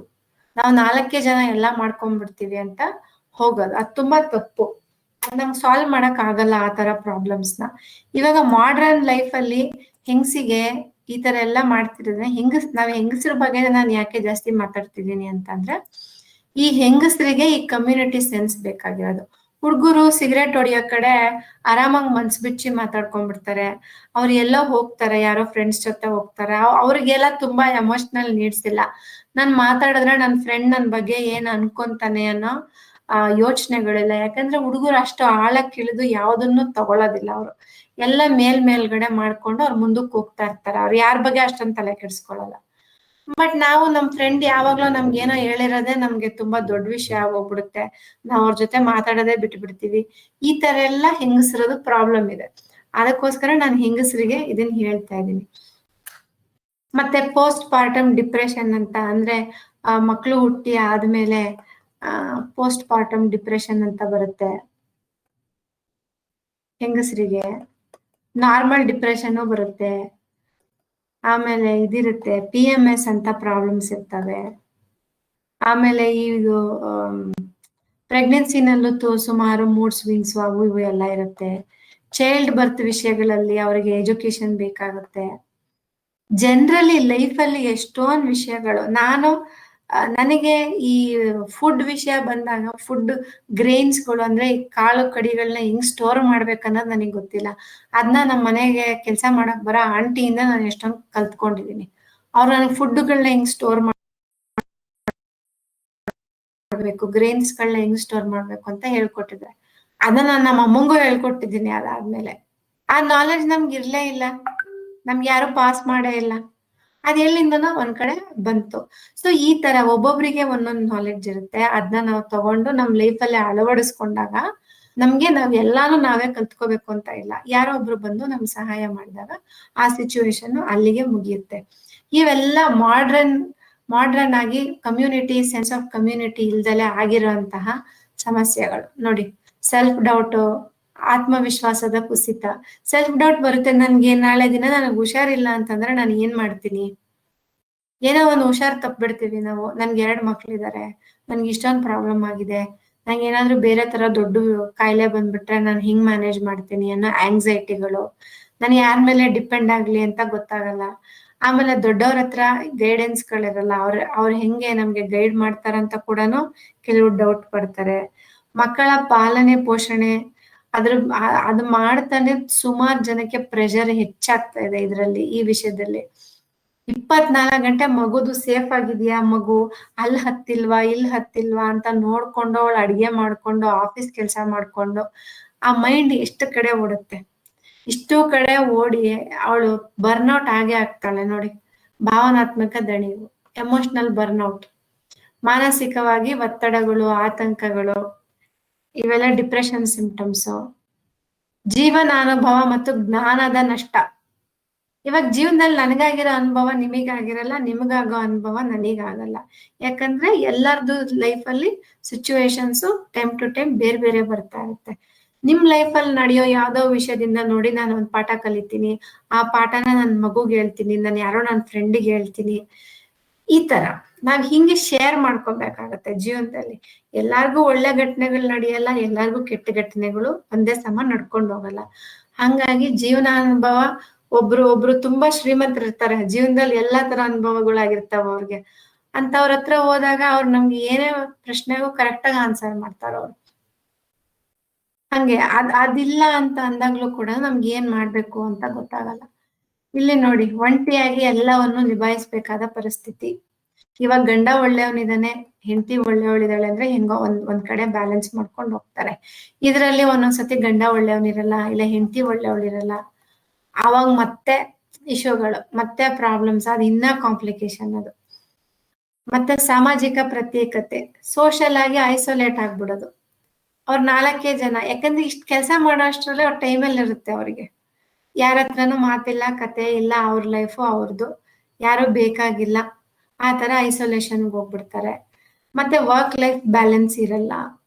ಮತ್ತೆ ಭದ್ರತೆಯ ಕೊರತೆ, ಅದೇ ನಾನು ಯಾವಾಗ್ಲೇ ಹೇಳ್ದಂಗೆ ನಮ್ನ ಯಾರು ಬಂದ್ ನೋಡ್ತಾರೆ, ನಮ್ಗೇನಾದ್ರು ಪ್ರಾಬ್ಲಮ್ ಆದ್ರೆ ನಮ್ಗೆ ಯಾರು ಸಹಾಯ ಮಾಡ್ತಾರೆ ಅನ್ನೋ ಇದು ಬರುತ್ತೆ. ಮುಂದಿನ ತಲೆಮಾರುಗಳಿಗೆ ಮಾದರಿಯ ಕೊರತೆ. ಇವನ್ ನಮ್ಮ ಮಕ್ಕಳು ಯಾರನ್ನ ನೋಡಿ ಮುಂದೆ ಎಕ್ಸಾಂಪಲ್ ಆಗಿ ಲೈಫ್ ನ ಲೀಡ್ ಮಾಡ್ಬೇಕು? ಅವರು ಇರೋರೇ ಇಬ್ರು, ನಾನು ನನ್ ಗಂಡ, ಇಬ್ಬರನ್ನೇ ನೋಡ್ತಾ ಇರ್ತಾರೆ ಇಡೀ ದಿನ. ನಾನೊಂದ್ ದಿನಕ್ಕೆ 100 ತಪ್ಪು ಮಾಡ್ತೀನಿ, ನನ್ ಗಂಡ ಒಂದ್ ದಿನಕ್ಕೆ 100 ತಪ್ಪು ಮಾಡ್ತಾನೆ ಅಂದ್ರೆ ಮಗು ಯಾರನ್ನ ನೋಡಿ ಫಾಲೋ ಮಾಡ್ಬೇಕು? ಯಾರನ್ನ ನೋಡಿ ಒಳ್ಳೆ ಬುದ್ಧಿ ಕಲಿಬೇಕು? ಅಥವಾ ಅದಕ್ಕೆ ಬೇರೆ ಯಾವ್ದೋ ತರ ಆಸ್ಪಿರೇಷನ್ಸ್ ಇದ್ರೆ ಅದು ಎಲ್ಲಿ ಹೋಗ್ಬೇಕು? ಇದಕ್ಕೋಸ್ಕರ ಇನ್ಸ್ಪಿರೇಷನ್ಗೋಸ್ಕರ ಯಾರ ಹತ್ರ ಹೋಗ್ಬೇಕು? ಅದು ಇಷ್ಟೇ ಆಗ್ಬಿಡುತ್ತೆ. ಐದರ್ ಸ್ಕೂಲಲ್ಲಿ ಸಿಗ್ಬೇಕು ಅವಕ್ಕೆ, ಇಲ್ಲ ಅಂತಂದ್ರೆ ಟೀಚರ್ಸು. ಅಷ್ಟು ಬಿಟ್ರೆ ಅವುಗಳ ಪ್ರಪಂಚನೂ ಈ ತರ ಬಂದು ಅವ್ರ ಪ್ರಪಂಚ ನಾವು ತುಂಬಾ ಸಣ್ಣದ್ ಮಾಡ್ಬಿಟ್ಟಿದೀವಿ. ಎಲ್ಲರ ಪ್ರಪಂಚ ಇಷ್ಟೇ ಒಂದ್ 4 ಜನ 5 ಜನ ಇರ್ತಾರ ಅದ್ರಲ್ಲಿ, ಅಷ್ಟ್ ಬಿಟ್ರೆ ಇನ್ನೇನಿಲ್ಲ. ಮತ್ತೆ ಸಾಂಸ್ಕೃತಿಕ ಮತ್ತು ಪರಂಪರೆಯ ಜ್ಞಾನದ ವರ್ಗಾವಣೆ ಕೊರತೆ ಇರುತ್ತೆ. ಅಂದ್ರೆ ನಮ್ ಕಲ್ಚರ್ ಏನು, ನಮ್ಮ ಪರಂಪರೆಯಲ್ಲಿ ಎಷ್ಟು ನಮ್ಮ ಸನಾತನ ಪರಂಪರೆ ಉಳ್ಕೊಂಡ್ ಬಂದಿರೋದೇ ಅದ್ರ ಜ್ಞಾನದಿಂದ. ಆ ಜ್ಞಾನನ ಪಾಸ್ ಮಾಡೋದಕ್ಕೆ ಫಸ್ಟ್ ಆಫ್ ಆಲ್ ನಾವು ಕಲ್ತ್ಕೊಳಕ್ ನಮಗ್ ಟೈಮ್ ಇರಲ್ಲ, ನಾವು ಮಕ್ಳಿಗೆ ಹೇಳ್ಕೊಡಕ್ ಆಗಲ್ಲ. ಅದ ಹಂಗೆ ಜನರೇಷನ್ಸ್ಗಳು ಕಳಿತಾ ಆ ಜ್ಞಾನ ಕೂಡ ನಾಶ ಆಗ್ತಾ ಹೋಗುತ್ತೆ. ಈ ಜ್ಞಾನನೇ ಇಲ್ಲ ಅಂದ್ರೆ ವೈಯಕ್ತಿಕವಾಗಿ ಯಾವ ಮನುಷ್ಯನೂ ಬೆಳವಣಿಗೆ ಆಗಲ್ಲ. ಮತ್ತೆ ಅವಕಾಶಗಳನ್ನ ತಾನೇ ಸೃಷ್ಟಿ ಮಾಡ್ಕೊಳ್ಳೋ ಅಂತಹ ಒಂದು ಎಬಿಲಿಟಿ ಕೂಡ ಬೆಳೆಸ್ಕೊಳಕ್ ಸಾಧ್ಯ ಇಲ್ಲ. ನಾಯಕತ್ವ ಬೆಳೆಸುವ ಅವಕಾಶಗಳ ಕೊರತೆ. ಈ ನಾಯಕತ್ವ ಅಂದ್ರೆ ಲೀಡರ್ಶಿಪ್ ಸ್ಕಿಲ್ಸ್. ಲೀಡರ್ಶಿಪ್ ಯಾರಿಗ್ ಮಾಡ್ತಾರೆ? 4 ಜನ ಇದ್ರೆ ಯಾರನ್ನ ಲೀಡ್ ಮಾಡಕ್ ಹೋಗ್ತಾರೆ? ಯಾರನ್ನೂ ಲೀಡ್ ಮಾಡಕ್ ಆಗಲ್ಲ ಮಕ್ಳುಗಳು. ಸೊ ಮಕ್ಳು ಒಂದ್ ಒಳ್ಳೆ ಲೀಡರ್ಗೆ ಬೇಕಾಗಿರೋಂತಹ ಕ್ವಾಲಿಟೀಸ್ ನ ಮಕ್ಕಳಲ್ಲಿ ನಾವು ಮಾಡ್ಕೊಡಕ್ಕೆ ಆಗಲ್ಲ, ಇನ್ಕಲ್ಕೇಟ್ ಮಾಡಕ್ಕೆ ತುಂಬಾ ಕಷ್ಟ ಆಗುತ್ತೆ. ಮತ್ತೆ ಸಂಕಷ್ಟಗಳಲ್ಲಿ ಸ್ಥೈರ್ಯ ಕಮ್ಮಿ ಆಗುವುದು. ಈ ರೆಸಿಲಿಯನ್ಸ್ ಅಂತ ಏನ್ ಹೇಳ್ತೀವಿ, ಎಲ್ಲಾ ಮನುಷ್ಯನ್ಗೂ, ಎಲ್ಲಾ ಪ್ರಾಣಿ ಪಕ್ಷಿ ಎಲ್ಲಾರ್ಗೂ ಕಷ್ಟ ಬಂದೇ ಬರುತ್ತೆ. ಆ ಕಷ್ಟ ಬಂದಾಗ ಅವನು ಅದನ್ನ ಎಷ್ಟು ಪಾಸಿಟಿವ್ ಆಗಿ ಅರ್ಥ ಮಾಡ್ಕೊಂಡು ಅದಕ್ಕೆ ಸೊಲ್ಯೂಷನ್ ನ ಹುಡ್ಕೊಂಡು ಮುಂದಕ್ಕೆ ಹೋಗ್ತಾನೆ, ಅವನ್ನ ತುಂಬಾ ರೆಸಿಲಿಯಂಟ್ ವ್ಯಕ್ತಿ ಅಂತ ಕರೀತಾರೆ. ಅಂದ್ರೆ ಅವನಿಗೆ ತುಂಬಾ ಧೈರ್ಯ ಸ್ಥೈರ್ಯ ಇದೆ ಅಂತ ಹೇಳ್ಬಿಟ್ಟು. ನಾವು ಯಾವ್ದನ್ನೇ ಒಂದು ಎಕ್ಸಾಂಪಲ್ ಆಗಿ ತಗೊಂಡ್ರು, ಒಬ್ಬ ಆದರ್ಶ ಪುರುಷನೋ ಆದರ್ಶ ಮಹಿಳೆ ಅಂತಾನೋ ಯಾರನ್ನಾದ್ರೂ ತಗೊಂಡ್ರೆ ಅವ್ರಿಗೆ ಧೈರ್ಯ ಸ್ಥೈರ್ಯ ಇದ್ರೇನೆ ನಾವು ಅವ್ರನ್ನ ಆದರ್ಶ ಅಂತ ಕರೆಯೋದು. ಹೆದರ್ಕೊಂಡು ಓಡೋಗೋರ್ನ, ಕಷ್ಟ ಬಂದಿದ ತಕ್ಷಣ ಬೇರೆಯವ್ರನ್ನ ಬ್ಲೇಮ್ ಮಾಡೋರ್ನ, ಇವ್ರನ್ನ ಯಾರನ್ನೂ ನಾವು ಆದರ್ಶವಾಗಿ ನಾವು ತಗೊಳೋದಿಲ್ಲ. ನಾವು ಬೇರೆಯವ್ರನ್ನ ಆದರ್ಶವಾಗಿ ತಗೊಳಲ್ಲ ಆ ತರ ಅಂತ ಅಂದಾಗ ನಾವು ಆ ಗುಣಗಳನ್ನ ಬೆಳೆಸ್ಕೋಬೇಕಲ್ವಾ. ಆ ಧೈರ್ಯ ಸ್ಥೈರ್ಯ ಅವೆಲ್ಲ ಬೆಳಿಬೇಕು ನಮಗೆ ಅಂತಂದ್ರೆ ನಮ್ ಜೊತೆ ಯಾರೋ ಒಬ್ರು ಇರ್ತಾರೆ ಆ ಟೈಮಲ್ಲಿ, ನನ್ಗ್ ಬಂದು ಹೆಲ್ಪ್ ಮಾಡ್ತಾರೆ ಅನ್ನೋ ಒಂದು ಭರವಸೆ ಇದ್ದಾಗ ನಂಗೆ ಆಟೋಮೆಟಿಕ್ ಆಗಿ ಧೈರ್ಯ ಬರುತ್ತೆ. ಇವಾಗ ಹೆಂಗೆ ಬ್ಯಾಂಕ್ ಅಕೌಂಟ್ ಅಲ್ಲಿ ದುಡ್ಡಿದ್ರೆ ನಾನು ಎಲ್ ಬೇಕಾದ್ರೂ ಹೋಗ್ಬಿಟ್ಟು ಕಾರ್ಡ್ ಸ್ವೈಪ್ ಮಾಡ್ತೀನಿ. ಅದೇ ನನ್ನ ಹತ್ರ ದುಡ್ಡಿಲ್ಲ ಅಂದ್ರೆ ನಂಗೆ ಭಯ ಆಗ್ತಾ ಇರುತ್ತೆ, ಎಲ್ ಸ್ವೈಪ್ ಮಾಡೋಣ, ಕಂಡಿಡ್ದು ಬಿಡ್ತಾರೋ ಏನೋ, ಎಲ್ಲ ಝೀರೋ ಬ್ಯಾಲೆನ್ಸ್ ಅಂತ ಗೊತ್ತಾಗುತ್ತೇನೋ, ನಂಗೆ ಅವಮಾನ ಆಗುತ್ತೇನೋ ಅಂತ ನಂಗೆ ಭಯ ಆಗ್ತಾ ಇರುತ್ತೆ. ಅದೇ ತರನೇನೆ ಇದು ಕೂಡ. ಕಷ್ಟಗಳು ಏನೇ ಬಂದ್ರೂನು ಬರ್ಲಿ, ನಾನು ಧೈರ್ಯವಾಗಿ ಫೇಸ್ ಮಾಡ್ತೀನಿ, ನನ್ನ ಒಟ್ಟಿಗೆ ಇಷ್ಟು ಜನ ಇದ್ದಾರೆ, ನನ್ನ ಫ್ಯಾಮಿಲಿ ಇದ್ದಾರೆ, ನನ್ನ ಫ್ರೆಂಡ್ಸ್ ಇದ್ದಾರೆ, ನನ್ಗಂತ ಒಂದು ಗ್ರೂಪ್ ಇದೆ ಅನ್ನೋ ಒಂದು ಆತ್ಮವಿಶ್ವಾಸ ಮನುಷ್ಯನ್ಗೆ ಯಾವಾಗ ಬೆಳೆಯುತ್ತೆ ಅವನು ಎಲ್ಲ ಕಷ್ಟಗಳನ್ನು ಚೆನ್ನಾಗಿ ಜೀವನದಲ್ಲಿ ನಿಭಾಯಿಸ್ತಾನೆ. ಮತ್ತೆ ಇಲ್ಲಿ ನಮ್ಗೆ ಕಮ್ಯುನಿಟಿ ಇಲ್ಲ ಅಂತಂದ್ರೆ ನಮ್ಗೆ ಸಂಬಂಧಗಳಲ್ಲಿ ಅರ್ಥನೇ ಕಾಣಲ್ಲ. ಇವಾಗ ನೋಡಿ, ಇರ್ಬೋದು ನೀವು, ಅವರು ಎಂಜಾಯ್ ಮಾಡ್ಬೇಕಂದ್ರೆ ಬಂದಿರ್ತಾರೆ, ಆಮೇಲೆ ನಿಮ್ಗೆ ಕಷ್ಟ ಅಂದ್ರೆ ಅವ್ರು ಬರೋದೇ ಇಲ್ಲ. ಅವಾಗ ನಿಮ್ಗೆ ಅನ್ಸುತ್ತೆ ಎಲ್ಲಾ ಫ್ರೆಂಡ್ಸ್ ಇದೇ ತರನೇ, ನನ್ನ ಫ್ರೆಂಡೇ ಮಾಡ್ಕೋಬಾರ್ದು ಅಂತ ಅನ್ನಕ್ಕೆ ಸ್ಟಾರ್ಟ್ ಆಗುತ್ತೆ. ಅದು ತುಂಬಾ ಶಾಲೋ ಬಿಹೇವಿಯರ್. ಆ ತರದವನ್ನ ಫ್ರೆಂಡ್ ಮಾಡ್ಕೊಂಡೇ ಇರೋದೇ ಒಳ್ಳೇದು. ಬಟ್ ನಾನು ಅದೊಂದು ಎಕ್ಸಾಂಪಲ್ ಕೊಡ್ತಿದ್ದೀನಿ ಅಷ್ಟೇನೆ. ಮತ್ತೆ ಸ್ವ ಅಭಿವ್ಯಕ್ತಿ ಮತ್ತು ಸ್ವೀಕಾರಗಳ ಕೊರತೆ. ಸ್ವ ಅಭಿವ್ಯಕ್ತಿ ಅಂದ್ರೆ ಸೆಲ್ಫ್ ಎಕ್ಸ್ಪ್ರೆಷನ್. ನಾನು ಹೇಗೆ ಎಕ್ಸ್ಪ್ರೆಸ್ ಮಾಡ್ಕೊತಾ ಇದ್ದೀನಿ, ಇವಾಗ ನಾನು ಶಿಲ್ಪ, ನಾನು ಅಂದ್ರೆ ನನ್ನ ಈ ತರ ಎಕ್ಸ್ಪ್ರೆಸ್ ಮಾಡ್ಕೊತಾ ಇದ್ದೀನಿ ಅಂತ ನನ್ನ ಯಾರು ನೋಡಿರ್ತಾರೆ ಆ ಜನಗಳಿಗೆ ಪರಿಚಯ ಇರುತ್ತೆ. ನನ್ನ ಅಭಿವ್ಯಕ್ತಿ ಹೇಗಿದೆ, ನಾನು ಹೆಂಗೆ ಎಕ್ಸ್ಪ್ರೆಸ್ ಮಾಡ್ತಾ ಹೋಗ್ತೀನಿ, ನನ್ನ ಥಾಟ್ಸ್ಗಳು, ನನ್ನ ಯೋಚನೆಗಳು ಹೇಗಿದೆ ಅಂತ ಅವ್ರಿಗೆ ಗೊತ್ತಿರುತ್ತೆ ಆಲ್ರೆಡಿ. ನನ್ಗೇನೋ ಒಂದು ಪ್ರಾಬ್ಲಮ್ ಬಂದಾಗ ನಾನು ಹೋಗ್ಬಿಟ್ಟು ಇವಾಗ ನನ್ಗೆ ಯಾರೋ ಒಬ್ರು ದುಡ್ಡು ಕದ್ದಿದ್ದಾರೆ ಫಾರ್ ಎಕ್ಸಾಂಪಲ್, ನಾನು ಇವಾಗ ನನ್ನ ಗ್ರೂಪ್ ಹತ್ರ ನಾನು ಹೋಗಿ ಮಾತಾಡ್ತಾ ಇದ್ದೀನಿ ಅಂದಾಗ ನನ್ ಗ್ರೂಪ್ ಅರ್ಥ ಮಾಡ್ಕೊಂತಾರೆ, ಅಯ್ಯೋ ಇಲ್ಲ ಅವಳು ತುಂಬಾ ಹುಷಾರಾಗಿ ಇಟ್ಕೋತಾಳೆ, ಯಾವಾಗ್ಲೂನು ಯಾರೋ ಕದ್ದಿದ್ದಾರೆ ಅಂದ್ರೆ ನೋಡಿರೋರೆ ಕದ್ದಿದ್ದಾರೆ ಅನ್ನೋ ಒಂದು ಆತ್ಮವಿಶ್ವಾಸ ಅವ್ರಿಗೆ ಬಂದ್ಬಿಡುತ್ತೆ. ಈ ತರ ನಾನು ಎಂತ ವ್ಯಕ್ತಿ, ನನ್ನ ಪರ್ಸನಾಲಿಟಿ ಏನು ಎಲ್ಲಾನು ಅವ್ರಿಗೆ ಗೊತ್ತಿರುತ್ತೆ. ಮತ್ತು ಸ್ವೀಕಾರದ ಕೊರತೆ. ಸ್ವೀಕಾರ ಅಂದ್ರೆ ಅಕ್ಸೆಪ್ಟೆನ್ಸ್. ನಾವು ಎಲ್ಲಾ ಕಡೆ ನಮ್ನ ಅಕ್ಸೆಪ್ಟ್ ಮಾಡಲ್ಲ. ಕ್ಲಾಸಲ್ಲಿ 50 ಜನ ಮಕ್ಕಳು ಇದ್ರೆ ನಾವೊಂದ್ 5 ಜನಕ್ಕೆ ಫ್ರೆಂಡ್ ಆಗಿರ್ತೀವಿ, 3 ಜನಕ್ಕೆ ಫ್ರೆಂಡ್ ಆಗಿರ್ತೀವಿ. ಯಾಕೆ ಅಂದ್ರೆ ಇನ್ನು ಮಿಕ್ಕಿದ 45 ಜನ ನಮ್ನ ಅಕ್ಸೆಪ್ಟ್ ಮಾಡಲ್ಲ. ನಾವು ಅವ್ರಿಗೆ ವ್ಯಾಲ್ಯೂಸ್ ಅಲ್ಲಾಗಿರ್ಬೋದು, ಪರ್ಸನಾಲಿಟಿನಲ್ಲಾಗಿರ್ಬೋದು, ಯಾವ್ದ್ರೆಲ್ಲ ಮ್ಯಾಚ್ ಆಗಲ್ಲ, ಅವರು ನಮ್ಗ್ ಮ್ಯಾಚ್ ಆಗಲ್ಲ. ಹಂಗಾಗಿ ನಾವು ಅವ್ರಿಗೆ ಫ್ರೆಂಡ್ ಆಗಕ್ ಹೋಗಲ್ಲ.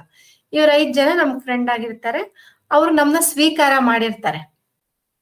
ಎಷ್ಟೊಂದ್ ಮಕ್ಳು 50 ಜನದಲ್ಲಿ ಒಬ್ಬರನ್ನು ಕೂಡ ಫ್ರೆಂಡ್ ಮಾಡ್ಕೊಳಕ್ಕೆ ಕಷ್ಟಪಡ್ತಾ ಇರತ್ವೆ. ಅದೆಲ್ಲ ಆಗೋದು ಈ ಸಮುದಾಯಗಳ ಕೊರತೆ ಇದ್ದಾಗ್ಲೇನೆ ಆಗೋದು. ಮಹಿಳೆಯರ ಧ್ವನಿ ದುರ್ಬಲವಾಗುವುದು. ಮಹಿಳೆಯರ ಧ್ವನಿ ದುರ್ಬಲವಾಗೋದು ಅಂದ್ರೆ ಏನು ಅಂತಂದ್ರೆ, ನಮ್ದು ವಾಯ್ಸ್ ಅಂದ್ರೆ ನನ್ನ ಒಪಿನಿಯನ್. ನಾನು ಏನೇ ಹೇಳಿದ್ರು ಅದನ್ನ ರೈಟ್ ಸೆನ್ಸ್ ನಲ್ಲಿ ತಗೊಳೋದಿಲ್ಲ. ಅವಾಗ ಅದೇ ಒಂದು ಕಮ್ಯುನಿಟಿ ಇದೆ ನನಗೋಸ್ಕರ ಅಂತ ಅಂದಾಗ, ನನ್ ಕಷ್ಟ ಅಂತ ಯಾರಿಗಾದ್ರೂ ಹೇಳ್ದಾಗ ಅವ್ರು ಬಂದ್ ನಂಗೆ ಸಹಾಯ ಮಾಡಿದಾಗ ನಂಗೆ ಕಾನ್ಫಿಡೆನ್ಸ್ ಬಂದು ನಾನು ಮಾತಾಡ್ತೀನಿ, ಹೋಗಿ ನೆಕ್ಸ್ಟ್ ಇನ್ನೊಬ್ರಿಗೆ ಹೇಳ್ತೀನಿ, ಮತ್ತೊಬ್ರಿಗೆ ಹೇಳ್ತೀನಿ. ಆ ತರ ಮಹಿಳೆಯರ ಧ್ವನಿ ಅಂದ್ರೆ ಅವ್ರ ಒಪಿನಿಯನ್ಸ್ ಅಂತ.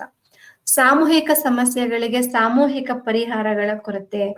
ಅಂದ್ರೆ ಸೋಷಲ್ ಲೆವೆಲ್ ಅಲ್ಲಿ ನಾವು ನೋಡಿದಾಗ ಎಷ್ಟೋ ಸಮಸ್ಯೆಗಳು ಎಲ್ಲಾರ್ಗೂ ಇರುತ್ತೆ, ಅದಕ್ಕೆಲ್ಲ ಒಂದೇ ಪರಿಹಾರ ಕೂಡ ಇರುತ್ತೆ. ಅದನ್ನೂ ಕೂಡ ನಮ್ ಕೈಲಿ ಮಾಡ್ಕೊಳಕ್ ಆಗಲ್ಲ. ಎಲ್ಲಾರ ಮನೇಲೂ ಸೇಮ್ ಪ್ರಾಬ್ಲಮ್ ಇರುತ್ತೆ, ಬೆಳಗ್ಗೆ ಬೇಗ ಎದ್ದೇಳಕ್ ಆಗಲ್ಲ ಅನ್ನೋದು. ಅದಕ್ಕೆಲ್ಲ ಒಂದೇ ಆನ್ಸರ್, ರಾತ್ರಿ ಬೇಗ ಮಲ್ಕೋಬೇಕು ಅನ್ನೋದು. ಯಾಕೆ ಮಲ್ಕೊಳಕ್ ಆಗ್ತಿಲ್ಲ ಅಂದ್ರೆ ಇವಳು ಇಷ್ಟೆಲ್ಲಾ ಕೆಲಸ ಮಾಡ್ಬಿಟ್ಟು ಮಲ್ಕೋಬೇಕು, ಅವಳಿಗೆ ಲೇಟ್ ಆಗುತ್ತೆ. ಮತ್ ಬೆಳಗ್ಗೆ ಏನ್ ಮಾಡ್ತಾಳೆ, ಹೆಂಗೆ ಎದ್ದೇಳಕ್ಕಾಗುತ್ತೆ, ಬೆಳಗ್ಗೆ ಕೂಡ ಲೇಟ್ ಆಗುತ್ತೆ. ಅದು ಒಂದು ಸರ್ಕಲ್ ತರ ತಿರುಗ್ತಾ ಇರುತ್ತೆ. ಚಿಕ್ಕ ಸಮಸ್ಯೆನೆ, ಇದು ಆನ್ಸರ್ ಕೂಡ ಸುಲಭನೇ, ಬಟ್ ಇಂಪ್ಲಿಮೆಂಟ್ ಮಾಡುವಂತಹ ಇನ್ಫ್ರಾಸ್ಟ್ರಕ್ಚರ್ ಅಥವಾ ವ್ಯವಸ್ಥೆಯ ಕೊರತೆ ಅವರಿಗಿರುತ್ತೆ. ಸಂತೋಷ ಸಂಭ್ರಮಗಳನ್ನು ಹಂಚಿಕೊಳ್ಳುವ ಅವಕಾಶಗಳು ಕಮ್ಮಿ. ನನ್ಗೇನು ಸಂತೋಷ ಆದಾಗ ನಾನು ಹೋಗಿ ಯಾರಿಗೂ ಹೇಳ್ಕೊಳಕ್ ನಂಗೆ ಜನನೇ ಇರೋದಿಲ್ಲ. ಆ ತರ ಪರಿಸ್ಥಿತಿಗಳು. ಸಮಾಜದಲ್ಲಿ ವಿಶ್ವಾಸ ಮತ್ತು ಒಗ್ಗಟ್ಟಿನ ಕುಸಿತ. ಯಾರನ್ನೂ ಟ್ರಸ್ಟ್ ಮಾಡಂಗಿಲ್ಲ. ಯಾರಿಗೋ ದುಡ್ಡು ಕೊಡ್ತೀವ, ಅವ್ನ್ ತಗೊಂಡ್ ಹೊಟ್ಟೆ ಹೋಗ್ಬಿಡ್ತಾನೆ, ಮತ್ ನೆಕ್ಸ್ಟ್ ದುಡ್ಡು ಕೊಡ್ಬೇಕಂದ್ರೆ ಹೆದರಿಕೆ ನಮ್ಗೆ. ಮತ್ತು ಒಗ್ಗಟ್ಟಿನ ಕುಸಿತ ಅಂದ್ರೆ ಯಾರು ಯಾರಿಗೂ ಸಹಾಯಕ್ ಬರಲ್ಲ, ಮತ್ತೆ ಯಾರು ಒಗ್ಗಟ್ಟಲ್ಲಿರಲ್ಲ. ಏಪ್ಪ ಯಾಕೆ ಬೇಕಪ್ಪ, ನನ್ ಮಾತ್ರ ನಾನು ನೋಡ್ಕೊಂಡಿದ್ಬಿಟ್ರೆ ಸಾಕು, ನನ್ಗೆ ಏನಕ್ ಬೇಕು ಈ ಊರು ಸಾಬ್ರಿ ಅನ್ನೋ ಜನಗಳು ಈ ತರ ಆಗ್ಬಿಡ್ತಾರೆ. ಆಮೇಲೆ ಸಂಕಷ್ಟದ ಸಮಯದಲ್ಲಿ ಸಹಾಯದ ಕೊರತೆ. ಪ್ರಾಬ್ಲಮ್ ಇರ್ಬೇಕಾದ್ರೆ ಯಾರೋ ಬಂದ್ ಸಹಾಯ ಮಾಡಲ್ಲ. ಸಂಬಂಧಗಳ ದುರ್ಬಲತೆ, ರಿಲೇಶನ್ಶಿಪ್ಸ್ ಎಲ್ಲ ವೀಕ್ ಆಗ್ತಾ ಹೋಗುತ್ತೆ. ಮಹಿಳೆಯರ ನಡುವೆ ಸಹಕಾರದ ಕೊರತೆ. ಇದಂತೂ ಯಾವಾಗ್ಲೂ ಇದೆ. ಈ ಇಬ್ರು ಹೆಂಗಸರು ಅಂದ್ರೆ ಅವರು ಜಗಳಾನೇ ಆಡ್ತಿರ್ತಾರೆ 24 ಗಂಟೆ ಅನ್ನೋ ಒಂದು ಫೀಲಿಂಗು ಈ ಪಿಕ್ಚರ್ಗಳು, ಸೀರಿಯಲ್ಗಳು ಎಲ್ಲ ಚೆನ್ನಾಗಿ ಬರೆಸ್ಬಿಟ್ಟಿದ್ದಾರೆ. ನಾನು ವೈಯಕ್ತಿಕವಾಗಿ ನಾನು ಯಾವ ಹುಡುಗಿರ ಹತ್ರ ನಾನು ಜಗಳಾನೇ ಆಡಕ್ ಹೋಗಿಲ್ಲ.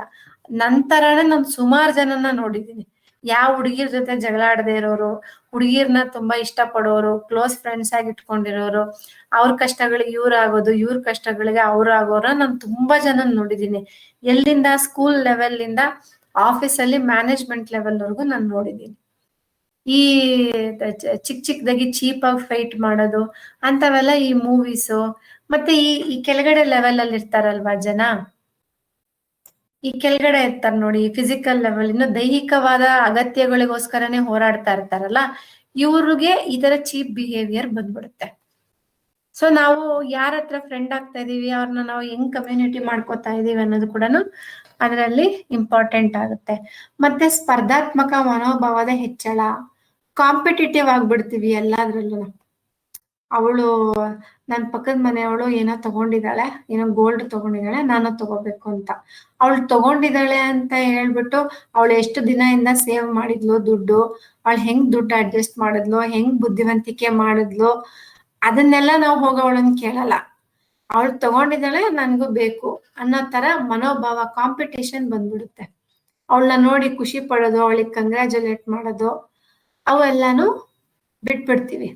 ಯಾಕಂದ್ರೆ ಈ ಸಮುದಾಯಗಳು ಇಲ್ಲದೆ ಇರಬೇಕಾದ್ರೆ, ನಾವು ಒಬ್ಬರೇ ಇರಬೇಕಾದ್ರೆ ನಮ್ಮಲ್ಲೇ ನಾವು ಮಾತಾಡ್ಕೊಂಡು ಎಲ್ಲದಕ್ಕೂ ನಾವೇ ಕಾಂಪೀಟ್ ಮಾಡ್ಕೊಂಡು ಈ ತರ ಪ್ರಾಬ್ಲಮ್ಸ್ಗೆ ಈಡಾಗ್ತೀವಿ. ಮತ್ತೆ ನಾನು ಆವಾಗ್ಲೇ ಹೇಳ್ದಂಗೆ ಬಿಲಾಂಗಿಂಗ್ನೆಸ್ ಕೊರತೆ ಅವ್ರಿಗೆ ಹೆಚ್ಚಾಗಿರುತ್ತೆ. ಎಲ್ಲಾ ಪ್ರಾಬ್ಲಮ್ಮು ಒಂದು ಕಮ್ಯುನಿಟಿ ಇಲ್ದಲೆ ಆಗ್ತಾ ಇದೆ ಅಲ್ವಾ. ಹಂಗಂದ್ರೆ ಒಂದು ನಮಗಂತ ಅಂದ್ರೆ ನಮ್ಮ ಇವಾಗ ನಂದು ಏನೋ ಒಂದು ಪರ್ಟಿಕ್ಯುಲರ್ ವ್ಯಾಲ್ಯೂಗಳಿದಾವೆ, ನಂದೇನೋ ಗುರಿಗಳಿದಾವೆ, ನನ್ಗೇನೋ ಪರ್ಟಿಕ್ಯುಲರ್ ಇಂಟ್ರೆಸ್ಟ್ಗಳಿದಾವೆ. ಆ ಇಂಟ್ರೆಸ್ಟ್ಗಳಿಗೆ, ನನ್ನ ವ್ಯಾಲ್ಯೂಸ್ಗೆ, ನನ್ನ ಗೋಲ್ಸ್ಗೆ ಅಲೈನ್ ಆಗೋವಂತ ಒಂದು ಸ್ಮಾಲ್ ಕಮ್ಯುನಿಟಿನ ಸೃಷ್ಟಿ ಮಾಡ್ಕೊಳ್ಳೋದು ಕಷ್ಟನಾ? ನೀವ್ ಹೇಳಿ, ನಾನು ಇಷ್ಟೊತ್ತವರೆಗೂ ಮಾತಾಡಿದೀನಿ. ಕಷ್ಟ ಆಗತ್ತಾ ಅದು ಒಂದು ಚಿಕ್ಕ ಕಮ್ಯುನಿಟಿನ ಕ್ರಿಯೇಟ್ ಮಾಡೋದು? ಹೇಳಿ, ನೀವ್ ಇವಾಗ ಹೇಳ್ಬೇಕು, ಎಲ್ರು ಮಾತಾಡ್ಬೇಕು. ಇಲ್ಲ ಇಲ್ಲ ಮೇಡಮ್, ಕಷ್ಟ ಆಗಲ್ಲ ಅದು, ಕಷ್ಟ ಆಗಲ್ಲ. ತುಂಬಾ ಈಸಿನೇ ಅದು ಕಮ್ಯುನಿಟಿ ಕ್ರಿಯೇಟ್ ಮಾಡೋದು. ನಾವು ಕಮ್ಯುನಿಕೇಟ್ ಮಾಡೋದ್ ಕಲ್ತ್ರೆ ನೋಡಿ, ಕಮ್ಯುನಿಕೇಶನ್ ಮೇಲೆ ಡಿಪೆಂಡ್ ಆಗೋದು. ಸ್ವಲ್ಪ ಕಮ್ಯುನಿಕೇಟ್ ಮಾಡಿ ಅವ್ರ ಇಂಟ್ರೆಸ್ಟ್ ಏನು, ಅವ್ರು ಏನ್ ಮಾಡ್ತಾ ಇದಾರೆ ಲೈಫ್ ಅಲ್ಲಿ ಅಂತೆಲ್ಲ ತಿಳ್ಕೊಂಡ್ರೇನೆ ನ್ಯಾಚುರಲಿ ನಮ್ನ ಅವ್ರ ಕಡೆ ಒಲವಿದ್ರೆ ನಾವು ಅವ್ರಿಗೆ ಕನೆಕ್ಟ್ ಆಗ್ತೀವಿ. ಆ ಕನೆಕ್ಷನ್ ಇಂದಾನೆ ಒಂದು ಕಮ್ಯುನಿಟಿ ಬಿಲ್ಡ್ ಆಗುತ್ತೆ. ಇದು ತುಂಬಾ ಕಷ್ಟ ಇಲ್ಲ, ನಾವ್ ಆಕ್ಚುಲಿ ಮಾಡ್ಕೋಬೇಕು. ನಾವು ನನ್ನ ಗೋಲ್ಸ್ಗೆ ಅಲೈನ್ ಆಗೋ ಒಂದು ಕಮ್ಯುನಿಟಿನ ನಾನು ಹುಡ್ಕೊಂಡು ಹೋಗೋದಕ್ಕಿಂತ ನಾನೇ ಒಂದ್ ಸಣ್ಣ ಕಮ್ಯುನಿಟಿನ ಹೇಗೆ ಸೃಷ್ಟಿ ಮಾಡ್ಕೋಬಹುದು ಅನ್ನೋದ್ರ ಕಡೆ ನಾವು ಯಾವಾಗ್ಲೂ ಯೋಚನೆ ಮಾಡ್ಬೇಕು. ಇವಾಗ ನಾನು ಹೋದ್ ವರ್ಷ ಈ ಕ್ಲಾಸ್ಗಳನ್ನೆಲ್ಲ ಸ್ಟಾರ್ಟ್ ಮಾಡಿದಾಗ ಆ ಗ್ರೂಪ್ ಅಲ್ಲಿ ಎಷ್ಟು ಕಮ್ಮಿ ಜನ ಇದ್ರಿ, ಒಂದ್ 5-6 ಜನ ಇದ್ರಿ. ಅದ್ ಹೆಂಗೋ ಗ್ರೂಪ್ ಒಂದ್ 50 ಜನ ಆಗಿದೆ ಅಲ್ವಾ ಇವಾಗ. ಯಾಕೆ ಆಗಿದೆ ಅಂತಂದ್ರೆ ನನ್ನ ಗೋಲ್ಸು ಅವ್ರ ಗೋಲ್ಸು, ನನ್ನ ವ್ಯಾಲ್ಯೂಸು ಅವ್ರ ವ್ಯಾಲ್ಯೂಸು, ನನ್ನ ಆಸಕ್ತಿಗಳು ಅವರ ಆಸಕ್ತಿಗಳು ಎಲ್ಲಾನು ಮ್ಯಾಚ್ ಆದಾಗಷ್ಟೇ ಯಾರಾದ್ರೂ ಬರ್ತಾರೆ ಅದ್ರೊಳಗಡೆ. ಮತ್ತೆ 50 ಜನದಲ್ಲಿ 50 ಜನ ಇಲ್ಲಿಗೆ ಬಂದಿಲ್ಲ ಅಟೆಂಡ್ ಮಾಡಕ್ಕೆ, ಒಂದ್ 5-6 ಜನ ಬಂದಿದ್ದೀರಾ. ಯಾಕೆ ಬಂದಿದ್ದೀರಾ ಅಂದ್ರೆ ನಿಮ್ಗೆ ಕಮ್ಯುನಿಟಿ ಬಗ್ಗೆ ಆಸಕ್ತಿ ಇದೆ, ಅವ್ರಿಗೆ ಆಸಕ್ತಿ ಇಲ್ಲ. ಅವ್ರು ಇನ್ನು ಈ ಲೆವೆಲ್ ಅಲ್ಲಿ ಇರ್ತಾರೆ, ಈ ಲೆವೆಲ್ ಅಲ್ಲಿ ಇರ್ತಾರೆ, ಅವರು ಈ ಲೆವೆಲ್ ಅಲ್ಲಿ ಇರ್ತಾರೆ. ಈ ಲೆವೆಲ್ ಎಲ್ಲಾರ್ಗು ಬೇಕು. ಎಲ್ಲಾರು ಅವ್ರನ್ನ ರೆಸ್ಪೆಕ್ಟ್ ಮಾಡ್ಬೇಕು, ಅವ್ರ ಫೋಟೋ ಎಲ್ಲಾ ಕಾಣಿಸ್ಬೇಕು, ಅವ್ರ ಬ್ಯಾನರ್ಗಳಿರ್ಬೇಕು ಎಲ್ಲಾ ಕಡೆ. ಈ ತರ ಎಲ್ಲಾರು ಮಾಡ್ತಾರೆ. ನೀವು ನೋಡಿರ್ಬೋದು ಹಳ್ಳಿಗಳ ಕಡೆ ಎಲ್ಲ ತುಂಬಾ ಕಾಮನ್ ಅದು, ಬ್ಯಾನರ್ಗಳೆಲ್ಲ ಹಾಕಿಸ್ತಾರೆ. ಯಾರಿಗೋ ಒಬ್ರು ಹುಟ್ಟು ಹಬ್ಬ ಅಂದ್ರೆ ಶುಭಾಶಯ ಕೋರ್ತಾರೆ, ಅದಕ್ಕೊಂದು ಬ್ಯಾನರ್ ಹಾಕೋತಾರೆ. ಯಾಕೆ ಹಾಕೋತಾರೆ ಜನಗಳು? ವಾಟ್ಸಪ್ ಸ್ಟೇಟಸ್ ಹಾಕೋತಾರೆ. ಯಾಕೆ ಹಾಕೋತಾರೆ ವಾಟ್ಸಪ್ ಸ್ಟೇಟಸ್ಗಳು? ನಮ್ನ ಯಾರೋ ನೋಡ್ಲಿ, ನಮ್ನ ಯಾರೋ ರೆಸ್ಪೆಕ್ಟ್ ಮಾಡ್ಲಿ, ಅದರಿಂದ ನಮಗ್ ಕಾನ್ಫಿಡೆನ್ಸ್ ಬರುತ್ತೆ. ಬಟ್ ಅದು ನೋಡೋ ರೀತಿ, ತೋರ್ಸೋ ರೀತಿ ಅದು ತುಂಬಾ ಪಾಸಿಟಿವ್ ಆಗಿದ್ದಾಗ ಅದು ನಮ್ನ ಪಾಸಿಟಿವ್ ಆಗಿ ಪುಷ್ ಮಾಡ್ತಾ ಹೋಗುತ್ತೆ. ನಾನು ಏನೋ ಮಾಡ್ದಲ್ಲ ಬ್ಯಾನರ್ಗಳು ಕಟ್ಕೊಂಡು ವಾಟ್ಸಪ್ ಸ್ಟೇಟಸ್ಗಳು ಹಾಕೊಂಡು ನಾನು ಕೂತಿದ್ರೆ ನನ್ನ ಲೈಫ್ ಎಲ್ಲಿರುತ್ತೋ ಅಲ್ಲೇ ಇರುತ್ತೆ. ತುಂಬಾ ಶಾಲೋ ರಿಯಾಕ್ಷನ್ಸ್ ಅಷ್ಟೇ. ಅದರಿಂದ ಏನು ಮುಂದೆ ಚೆನ್ನಾಗಿ ನಡೆಯೋ ಅಂತದ್ ಏನು ಆಗಲ್ಲ ಅದ್ರೊಳಗಡೆ. ಸೊ ಇದು ನಮಗೆ ಸೆಲ್ಫ್ ಎಸ್ಟೀಮ್ ಏನಾದ್ರೂ ಬೇಕು, ನಮ್ಗೆ ಚೆನ್ನಾಗಿ ಕಾನ್ಫಿಡೆಂಟ್ ಆಗಿರ್ಬೇಕು ಅಂದ್ರೆ ನಾವ್ ಈ ಲೇಯರ್ಸ್ ಅಲ್ಲೆಲ್ಲ ಚೆನ್ನಾಗಿ ವರ್ಕ್ ಮಾಡಿದ್ರೆ ನಾವಿಲ್ಲಿ ನಮ್ಗೆ ಕಾನ್ಫಿಡೆನ್ಸ್ ಬರುತ್ತೆ, ಇಲ್ಲಾಂದ್ರೆ ಬರೋದಿಲ್ಲ. ಸೊ ಒಂದ್ ಕಮ್ಯುನಿಟಿ ಕ್ರಿಯೇಟ್ ಮಾಡೋದು ನನಗೆ ಮಾತ್ರ ಅಲ್ಲ, ಅದು ಎಲ್ಲರಿಗೂ ಇಂಪಾರ್ಟೆಂಟ್. ನಿಮಗೆ ಇಂಪಾರ್ಟೆಂಟ್. ಯಾರು ಇದನ್ನ ಯಾರು ಸೆಷನ್ ಅಟೆಂಡ್ ಮಾಡ್ತಾ ಇಲ್ಲ ಅವ್ರಿಗೆ ಕೂಡ ಅದು ಇಂಪಾರ್ಟೆಂಟ್ ಇರುತ್ತೆ. ನಾವ್ ಯಾವ್ದಾದ್ರು ಕಷ್ಟ ಬಂದಾಗ ಅಯ್ಯೋ ನನ್ಗೆ ಎಷ್ಟು ಕಷ್ಟ ಬಂದ್ಬಿಟ್ಟಿದೆ, ಯಾರು ಅರ್ಥ ಮಾಡ್ಕೊತಿಲ್ಲ, ಯಾರು ಅರ್ಥ ಮಾಡ್ಕೊಂತಿಲ್ಲ ಅಂತೀವಿ. ಏನಾದ್ರೂ ಕೊಟ್ರೆ ತಾನೇ ಯಾರಾದ್ರೂ ಜನ ನಮ್ಗೆ ವಾಪಸ್ ಕೊಡೋದು. ನಾವ್ ಅವ್ರಿಗೊಂದ್ ಸಮಯನೋ ಒಂದ್ ಎಫರ್ಟೋ ಏನೋ ಕೊಟ್ಟು ಅವ್ರಿಗೆ ಏನೋ ಒಂದು ವ್ಯಾಲ್ಯೂ ಅಡಿಷನ್ ಮಾಡಿದಾಗ ಅವ್ರ ಲೈಫ್ ಅಲ್ಲಿ ನಮಗ್ ಕಷ್ಟ ಅಂದ್ರೆ ನಾವ್ ಹೇಳೋದ್ ಬೇಡ, ಅವ್ರು ಆಟೋಮೆಟಿಕ್ ಆಗಿ ಅವರೇ ಹುಡ್ಕೊಂಡ್ ಬರ್ತಾರೆ. ಏನಾಗಿದೆ ಹೇಳು, ಏನ್ ಮಾಡ್ಬೇಕು, ಯಾವ ತರ ಹೆಲ್ಪ್ ಬೇಕು ನಿನಗೆ ಅಂತ ಅವ್ರು ಕೇಳ್ತಾರೆ. ನಾವ್ ಏನು ಮಾಡಿಲ್ಲ ಅಂತಂದ್ರೆ ಆಬ್ವಿಯಸ್ಲಿ ಜನಗಳು ನಮಗೇನು ಮಾಡಲ್ಲ. This should be very clear. ಜನಗಳನ್ನ ಬೈಯೋದು ಮಾಡೋದು ಅವೆಲ್ಲ ಮಾಡಕ್ ಹೋಗ್ಬಾರ್ದು. ನಾವ್ ಹೆಂಗೆ ನಮ್ ಕಮಿಟ್ಮೆಂಟ್ಸ್ ನಾವ್ ಹೆಂಗೆ ಇನ್ವಾಲ್ವ್ ಆಗ್ತೀವಿ ಅನ್ನೋದ್ರ ಮೇಲೆ ಈ ಪ್ರಪಂಚ ಸೊಸೈಟಿ ನಮ್ಗೆ ಎಲ್ಲಾನು ವಾಪಸ್ ಕೊಡುತ್ತೆ. ನಾನ್ ಯಾವ್ದ್ರಲ್ಲೂ ಇನ್ವಾಲ್ವ್ ಆಗಲ್ಲ, ನಾನ್ ನನ್ ಪಾಡಗ್ ಮಾತ್ರ ಇರ್ತೀನಿ. ಬಟ್ ನಂಗೆ ರೆಸ್ಪೆಕ್ಟ್ ಬೇಕು, ನಂಗೆ ರೆಕಗ್ನಿಷನ್ ಬೇಕು, ನಂಗೆ ಪಾಪ್ಯುಲಾರಿಟಿ ಬೇಕು, ನನ್ ಕಷ್ಟ ಅಂದ್ರೆ 10 ಜನ ಬಂದು ನಿಂತ್ಕೋಬೇಕು ಅಂತಂದ್ರೆ ಅದು ಸಾಧ್ಯ ಇಲ್ಲ. ಹಂಗಾಗಿ ನಾವು ಒಂದ್ ಸಣ್ಣ ಸಣ್ಣ ಸ್ಟೆಪ್ಸ್ ಇಂದ ನಾವು ನಮ್ ಕಮ್ಯುನಿಟಿಗಳನ್ನ ನಾವು ಕಟ್ಕೋಬೇಕು. ಅದು ನಾವು ಮಾನಸಿಕವಾಗಿ ತುಂಬಾ ಆರಾಮಾಗಿರೋದಕ್ಕೆ ನಮ್ಗೆ ಸಹಾಯ ಮಾಡುತ್ತೆ. ನೋಡಿ, ಇವು ಕೆಲವು ಪಾಯಿಂಟ್ಸ್ಗಳು. ನೀವು ಇದನ್ನ ಸ್ಕ್ರೀನ್ ಶಾಟ್ ತಗೋಬಹುದು. ಇದರಲ್ಲಿ ಸಮಾನ ಆಸಕ್ತಿ ಇರೋರು ಅಂದ್ರೆ ಅಡಿಗೆನೋ, ಯೋಗನೋ, ಅಥವಾ ಯಾವ್ದೋ ಕ್ರಾಫ್ಟ್ ಅಂಡ್ ಆರ್ಟ್, ಏನೋ ಸಮಾನ ಆಸಕ್ತಿ ಇರೋ ಜನಗಳ ಜೊತೆ ನಾವು ಒಂದು ಚಿಕ್ಕದೊಂದು ಗ್ರೂಪ್ ಆಗಿ ಇರ್ಬೋದು. ಮತ್ತೆ ಹಬ್ಬ ವಿಶೇಷ ದಿನಗಳನ್ನ ಆಚರಣೆ ಮಾಡಕ್ಕೆ ಯಾವ್ದಾದ್ರು ಒಂದು ಗ್ರೂಪ್ ಅಲ್ಲಿ ಇರ್ಬೋದು. ಸಣ್ಣ ಪುಟ್ಟ ಕಷ್ಟಗಳು ಬಂದಾಗ ನಾವ್ ಏನು ಸಹಾಯ ಮಾಡಕ್ ಆಗ್ಲಿಲ್ಲ ಅಂದ್ರೂ ಪರವಾಗಿಲ್ಲ, ಅಟ್ಲೀಸ್ಟ್ ಅವ್ರ ಕಷ್ಟ ಏನು ಅಂತ ಕೇಳಿಸ್ಕೋಬೋದಲ್ಲ. ಅದೇ ಕೂಡ ಪೇಶನ್ಸ್ ಇರಲ್ಲ ಯಾರಿಗೂ.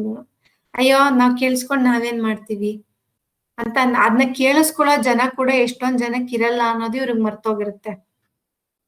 ಅದನ್ನಾದ್ರೂ ಅಟ್ಲೀಸ್ಟ್ ಮಾಡ್ಬೋದು. ಸಹಾಯ ಕೇಳೋದಕ್ಕೂ ಸಹಾಯ ನೀಡೋದಕ್ಕೂ ಮುಕ್ತ ಮನಸ್ಸನ್ನ ಬೆಳೆಸ್ಕೋಬೇಕು.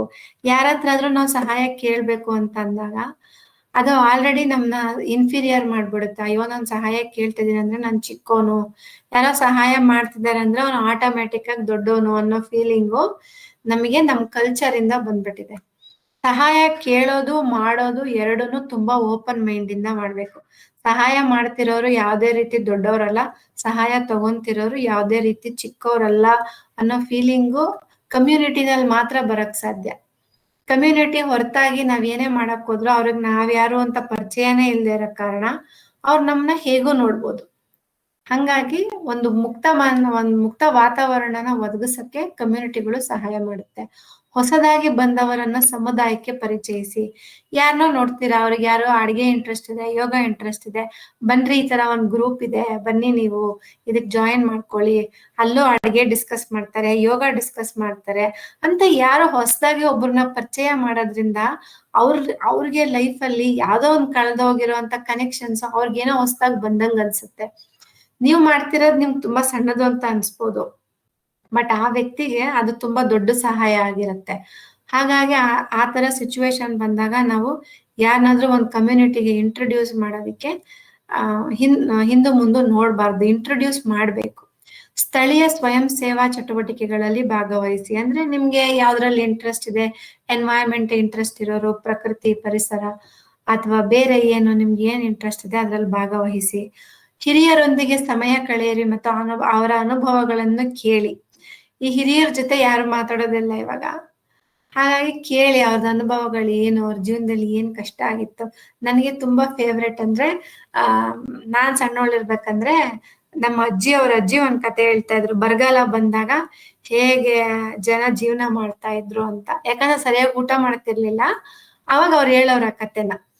ನೋಡು, ನೀನ್ ಇವಾಗ ನಿಮ್ಮಮ್ಮ ಮಾಡಿಟ್ಟಿರೋ ಅಡ್ಗೆ ಊಟ ಮಾಡ್ತಾ ಇಲ್ವಲ್ಲ, ಅವರು ಬರಗಾಲದಲ್ಲಿ ಜನ ಹೆಂಗೆಲ್ಲ ಜೀವನ ಮಾಡಿದಾರೆ ಗೊತ್ತಾ ಅಂತ. ಹೆಂಗ್ ಜೀವನ ಮಾಡಿದ್ದಾರೆ ಅಂತ ಕೇಳಿದ್ಕೆ ಅವ್ರು ಏನ್ ಹೇಳ್ತಿದ್ರು, ಇರುವೆ ಗೂಡಲ್ಲಿರೋ ಕಾಳುಗಳನ್ನೆಲ್ಲ ತಗೊಂಬಂದು ಅವನ್ನೆಲ್ಲ ಇದನ್ ಮಾಡಿ, ಅಂದ್ರೆ ಸಾರ್ಟ್ ಔಟ್ ಮಾಡಿ ಆಮೇಲೆ ಅವನ್ನ ಬೀಸಿ ಅದ್ರಲ್ಲಿ ಗಂಜಿ ಮಾಡಿ ಕುಡಿತಿದ್ರಂತೆ.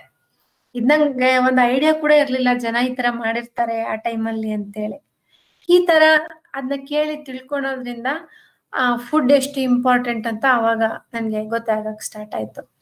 ಮತ್ತೆ ಮಕ್ಕಳಿಗಾಗಿ ಸಾಮೂಹಿಕ ಚಟುವಟಿಕೆಗಳನ್ನ ಆಯೋಜಿಸಿ. ಸಣ್ಣ ಸಣ್ಣ ಮಕ್ಕಳಿಗೋಸ್ಕರ ಏನೋ ಒಂದು ಗ್ರೂಪ್ ಆಕ್ಟಿವಿಟೀಸ್ ಏನೋ ಮಾಡ್ಬೇಕಾದ್ರೆ ನಾವು ಅದರಲ್ಲಿ ಪಾರ್ಟಿಸಿಪೇಟ್ ಮಾಡೋದು, ಅಥವಾ ಮಕ್ಕಳು ಆಟ ಆಡುವಾಗ ನಾವು ಹೋಗೋ ಅವ್ರ ಜೊತೆ ಒಂದ್ 5 ನಿಮಿಷ ಮಾತಾಡ್ಕೊಂಡ್ ಬರ್ಬೋದು. ಅದು ಕೂಡ ಒಂದು ಕಮ್ಯುನಿಕೇಶನ್ ಆಗುತ್ತೆ. ಸಾಮಾಜಿಕ ಜಾಲತಾಣಗಳಿಗಿಂತ ನೇರ ಭೇಟಿಗಳಿಗೆ ಹೆಚ್ಚಿನ ಮಹತ್ವ ನೀಡಿ.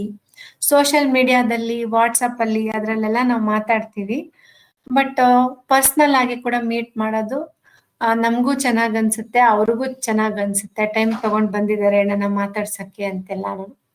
ಮಹಿಳೆಯರ ಯಶಸ್ಸನ್ನು ಸಾರ್ವಜನಿಕವಾಗಿ ಗುರುತಿಸಿ ಮತ್ತು ಪ್ರಶಂಸಿಸಿ. ಇದು ತುಂಬಾ ಇಂಪಾರ್ಟೆಂಟು. ಸುಮಾರು ಜನ ಇದನ್ನ ಮಾಡೋದಿಲ್ಲ. ಏನು ಅವಳೇನ್ ದೊಡ್ಡ ಸಾಧನೆ ಮಾಡ್ಬಿಟ್ಟಿದ್ದಾಳ, ಇವಳೇನ್ ದೊಡ್ಡ ಸಾಧನೆ ಮಾಡ್ಬಿಟ್ಟಿದ್ದಾಳ ಅಂತ ಮಾತಾಡ್ತಾ ಇರ್ತಾರೆ. ಅವ್ರ ಮಟ್ಟಿಗೆ ಅದ್ ದೊಡ್ಡದನೆ. ಅವ್ರಿಗಿರೋ ಎಲ್ಲಾ ಕಂಡೀಷನ್ಸ್ನ ಮೀರಿ ಅವ್ರು ಏನೋ ಒಂದ್ ಪ್ರಯತ್ನ ಪಟ್ಟಿದ್ದಾರೆ ಅಂದ್ರೆ ಆ ಪ್ರಯತ್ನನೇ ನಾವು ಗುರುತಿಸ್ಬೇಕಾಗಿರೋದು, ರಿಸಲ್ಟ್ನಲ್ಲ. ಹಂಗಾಗಿ ಅಂತ ಎಲ್ಲಾ ಸಣ್ಣ ಸಣ್ಣ ಪ್ರಯತ್ನಗಳನ್ನು ದಯವಿಟ್ಟು ಗುರುತಿಸಿ ಅವ್ರಿಗೆ ಎನ್ಕರೇಜ್ ಮಾಡಿ ಮತ್ತು ಪರಸ್ಪರ ಕಲಿಕೆಯ ವಾತಾವರಣ ನಿರ್ಮಿಸಿ, ಒಬ್ರಿಂದ ಒಬ್ರು ಕಲ್ತ್ಕೊಳಕ್ಕೆ. ನಾನು ನಮ್ಮ ಹೌಸ್ ಹೆಲ್ಪ್ ಇಂದ ಏನೋ ಕಲ್ತೆ ಅಂತ ಹೇಳಿದ್ನಲ್ವಾ, ಅದೇ ತರನೇ ಅದನ್ನ ನಾನು ಇನ್ನೊಬ್ರಿಗೆ ಹೇಳ್ಕೊಡ್ತೀನಿ, ಅವ್ರು ಇನ್ನೊಬ್ರಿಗೆ ಹೇಳ್ಕೊಡ್ತಾರೆ. ಹಿಂಗೆ ಈ ತರ ಕಲಿಕೆ ವಾತಾವರಣನ ನಿರ್ಮಿಸೋದು, ಈ ನಾಲೆಡ್ಜ್ ಸರ್ಕ್ಯುಲೇಟ್ ಆಗೋದಕ್ಕೆ ತುಂಬಾ ಇಂಪಾರ್ಟೆಂಟ್. ಟೀಕೆಗಿಂತ ಪ್ರೋತ್ಸಾಹದ ಸಂಸ್ಕೃತಿಯನ್ನು ಬೆಳೆಸಿಕೊಳ್ಳಿ. ಕ್ರಿಟಿಸಿಸಮ್ ಮಾಡೋದಕ್ಕಿಂತ ಎನ್ಕರೇಜ್ ಮಾಡ್ಬೇಕು. ಆವಾಗ ಇನ್ನು ಚೆನ್ನಾಗಿ ಕಮ್ಯುನಿಟೀಸು ಉದ್ಧಾರ ಆಗುತ್ತೆ. ವಾರಕ್ಕೆ ಕನಿಷ್ಠ ಒಬ್ಬ ವ್ಯಕ್ತಿಯ ಕ್ಷೇಮ ವಿಚಾರಿಸಿ. ಯಾರೋ ಒಬ್ರಿಗೆ ಹುಷಾರಿರಲ್ಲ, ಯಾರೋ ಹೇಳ್ತಾರೆ ನಿಮ್ಗೆ, ಅವಾಗ ನೀವು ಅವ್ರ ಜೊತೆ ಮಾತಾಡ್ಬೋದು. ಕೇಳಿ ಹೆಂಗಿದ್ದೀರಾ, ಏನ್ ಕತೆ, ಏನಾಯ್ತಂತ. ಅದನ್ನ ನಾವು ಬರೀ ನಮ್ಮ ಫ್ಯಾಮಿಲಿಯವ್ರಿಗೆ ಮಾಡ್ಬೇಕಂತ ಏನಿಲ್ಲ, ಹೊರ್ಗಡೆಯವರು ಫ್ರೆಂಡ್ಸ್ಗಳು ಅವ್ರಿಗೂ ನಾವು ಆಕ್ಚುಲಿ ಮಾಡ್ಬೇಕು. ಆಸಕ್ತಿ ಆಧಾರಿತ ಗುಂಪುಗಳನ್ನು ನಿರ್ಮಿಸಿ. ಅವಾಗ್ಲೇ ಹೇಳಿದ್ದೀನಿ. ಸ್ಥಳೀಯ ಸಮಸ್ಯೆಗಳಿಗೆ ಒಟ್ಟಾಗಿ ಪರಿಹಾರ ಹುಡುಕುವ ಪ್ರಯತ್ನ ಮಾಡಿ. ಇದನ್ನ ಸುಮಾರು ಜನ ಮಾಡಲ್ಲ. ನಮ್ಮ ಏರಿಯಾದಲ್ಲಿ ಏನೋ ಒಂದು ಪ್ರಾಬ್ಲಮ್ ಇರುತ್ತೆ, ಬಟ್ ಆ ಏರಿಯಾ ಪ್ರಾಬ್ಲಮ್ ಎಲ್ಲಾರ್ಗೂ ಗೊತ್ತಿರುತ್ತೆ, ಬಟ್ ಯಾರು ಏನೂ ಮಾಡಲ್ಲ. ಯಾಕೆ ಮಾಡಲ್ಲ ಅಂತಂದ್ರೆ ಅವ್ರಿಗೆ ನಂದಲ್ಲ ಅದು ಸಮಸ್ಯೆ ಬಿಡು ಅಂತ ಇರುತ್ತೆ. ಅದೇ ಆ ಮನುಷ್ಯನ್ಗೆ ಅಥವಾ ವ್ಯಕ್ತಿಗೆ ಆಸಕ್ತಿ ಇದ್ದು ಇದೊಂದು ಕಮ್ಯುನಿಟಿ ಇದು ಎಲ್ಲಾರ್ಗೂ ಸೇರ್ಬೇಕಾಗಿರೋದು, ಇಲ್ಲಿ ಇದನ್ನೆಲ್ಲ ಈ ತರ ಎಲ್ಲ ಮಾಡಬಾರ್ದು ಅಂತ ಅವರಿಗೆ ಗೊತ್ತಾದಾಗ ಅವರು ಆಟೋಮ್ಯಾಟಿಕ್ ಆಗಿ ರೈಟ್ಫುಲ್ ಆಕ್ಷನ್ಸ್ ನ ತಗೋತಾರೆ.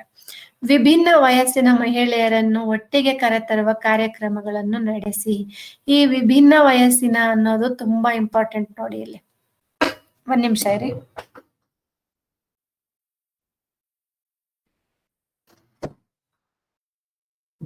ವಿಭಿನ್ನ ವಯಸ್ಸಿನ ಮಹಿಳೆಯರು ಅಂತ ಯಾಕೆ ಅದ್ರಲ್ಲಿದೆ ಅಂದ್ರೆ, ಒಂದೊಂದು ಏಜ್ ನಲ್ಲಿ ಒಂದೊಂದ್ ತರ ಇಂಟೆಲಿಜೆನ್ಸ್ ನಮಗಿರುತ್ತೆ. ನಾನ್ 20ನಲ್ಲಿ ನಾನು ಓದೋದ್ರಲ್ಲಿ ಅಕಾಡೆಮಿಕ್ಸ್ ಅಲ್ಲಿ ನಾನು ತುಂಬಾ ಇಂಟೆಲಿಜೆಂಟ್ ಆಗಿದ್ರೆ, ನಾನು ನನಗಿಂತ ಸಣ್ಣವ್ರಿಗೆ ಯಾರಿಗೋ ಏನೋ ಒಂದು ಗೈಡೆನ್ಸ್ ಕೊಟ್ಟಿನೋ ಅಥವಾ ಅವ್ರಿಗೆ ಯಾವ್ದೋ ಕಷ್ಟವಾಗಿರೋ ಸಬ್ಜೆಕ್ಟ್ನೋ ಯಾವ್ದೋ ಹೇಳ್ಕೊಡ್ಬೋದು. ಅದೇ 25 ಅಲ್ಲಿ ನಾನು ರಿಲೇಶನ್ಶಿಪ್ ಅಡ್ವೈಸ್ ಕೊಡ್ಬೋದು. 30 years ಅಲ್ಲಿ ಮಕ್ಳ ಬಗ್ಗೆ ಕೊಡ್ಬೋದು. 35 ಅಲ್ಲಿ ಫೈನಾನ್ಸ್ ಬಗ್ಗೆ ಕೊಡ್ಬೋದು. 40ನಲ್ಲಿ ಟೀನೇಜ್ ಮಕ್ಳುಗಳನ್ನ ಹೆಂಗೆ ಹ್ಯಾಂಡಲ್ ಮಾಡೋದು ಅಂತ ಕೊಡ್ಬೋದು. 45 ಅಲ್ಲಿ ಎಲ್ಡರ್ಲಿ ಪೇರೆಂಟ್ಸ್ ನ ಹೆಂಗ್ ನೋಡ್ಕೋಬೇಕು, ವಯಸ್ಸಾಗಿರೋರು ನಮ್ಮ ಮನೆಯಲ್ಲಿದ್ರೆ ಅವ್ರನ್ನ ನೋಡ್ಕೊಳ್ಳೋದು ನನ್ಗೆ ಹಿಂಗೆ ಅಂತ ಗೊತ್ತಿಲ್ಲ ಅಂದ್ರೆ ಅದಕ್ಕೆ ಅವ್ರದ್ದು ಮಾರ್ಗದರ್ಶನ ಬೇಕಾಗತ್ತೆ.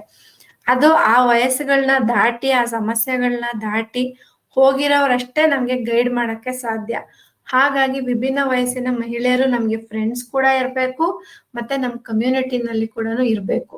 ಯಾವಾಗ್ಲೂ ನಾನು ಏನು ಪಡಿಬಹುದು ಅನ್ನೋದ್ಕಿಂತ ನಾನು ಏನ್ ಕೊಡುಗೆ ಕೊಡ್ಬೋದು ನನ್ನ ಕಮ್ಯುನಿಟಿಗೆ, ಅದನ್ನ ನಾವು ಆಳವಾಗಿ ಯೋಚನೆ ಮಾಡ್ಬೇಕು. ಎಲ್ಲರೂ ದೊಡ್ಡ ದೊಡ್ಡ ಕೆಲಸ ಮಾಡ್ಬೇಕು ಅಂತ ಇಲ್ಲ, ಸಣ್ಣ ಸಣ್ಣ ಕೆಲಸದಲ್ಲೇನೆ ತುಂಬಾ ಒಳ್ಳೇದ್ ಮಾಡ್ಬೋದು. ಮತ್ತೆ ಜಾಸ್ತಿ ಅದು ರಿಪಲ್ ಎಫೆಕ್ಟ್ ಅಂದ್ರೆ ಒಂದು ನೀರಲ್ಲಿ ಒಂದ್ ಕಲ್ಲು ಹೊಡೆದಾಗ ಹೇಗೆ ಅದು ರಿಪಲ್ಸ್ ನ ಫಾರ್ಮ್ ಮಾಡ್ತಾ ಹೋಗುತ್ತೆ, ವೃತ್ತಗಳನ್ನ ಆ ತರ ಫಾರ್ಮ್ ಆಗ್ತಾ ಹೋಗುತ್ತೆ ಎಲ್ಲ. ಅದನ್ನ ನಾನು ನನ್ನ ವೈಯಕ್ತಿಕ ಜೀವನದಲ್ಲಿ ಎಕ್ಸ್ಪೀರಿಯನ್ಸ್ ಮಾಡಿರೋದು.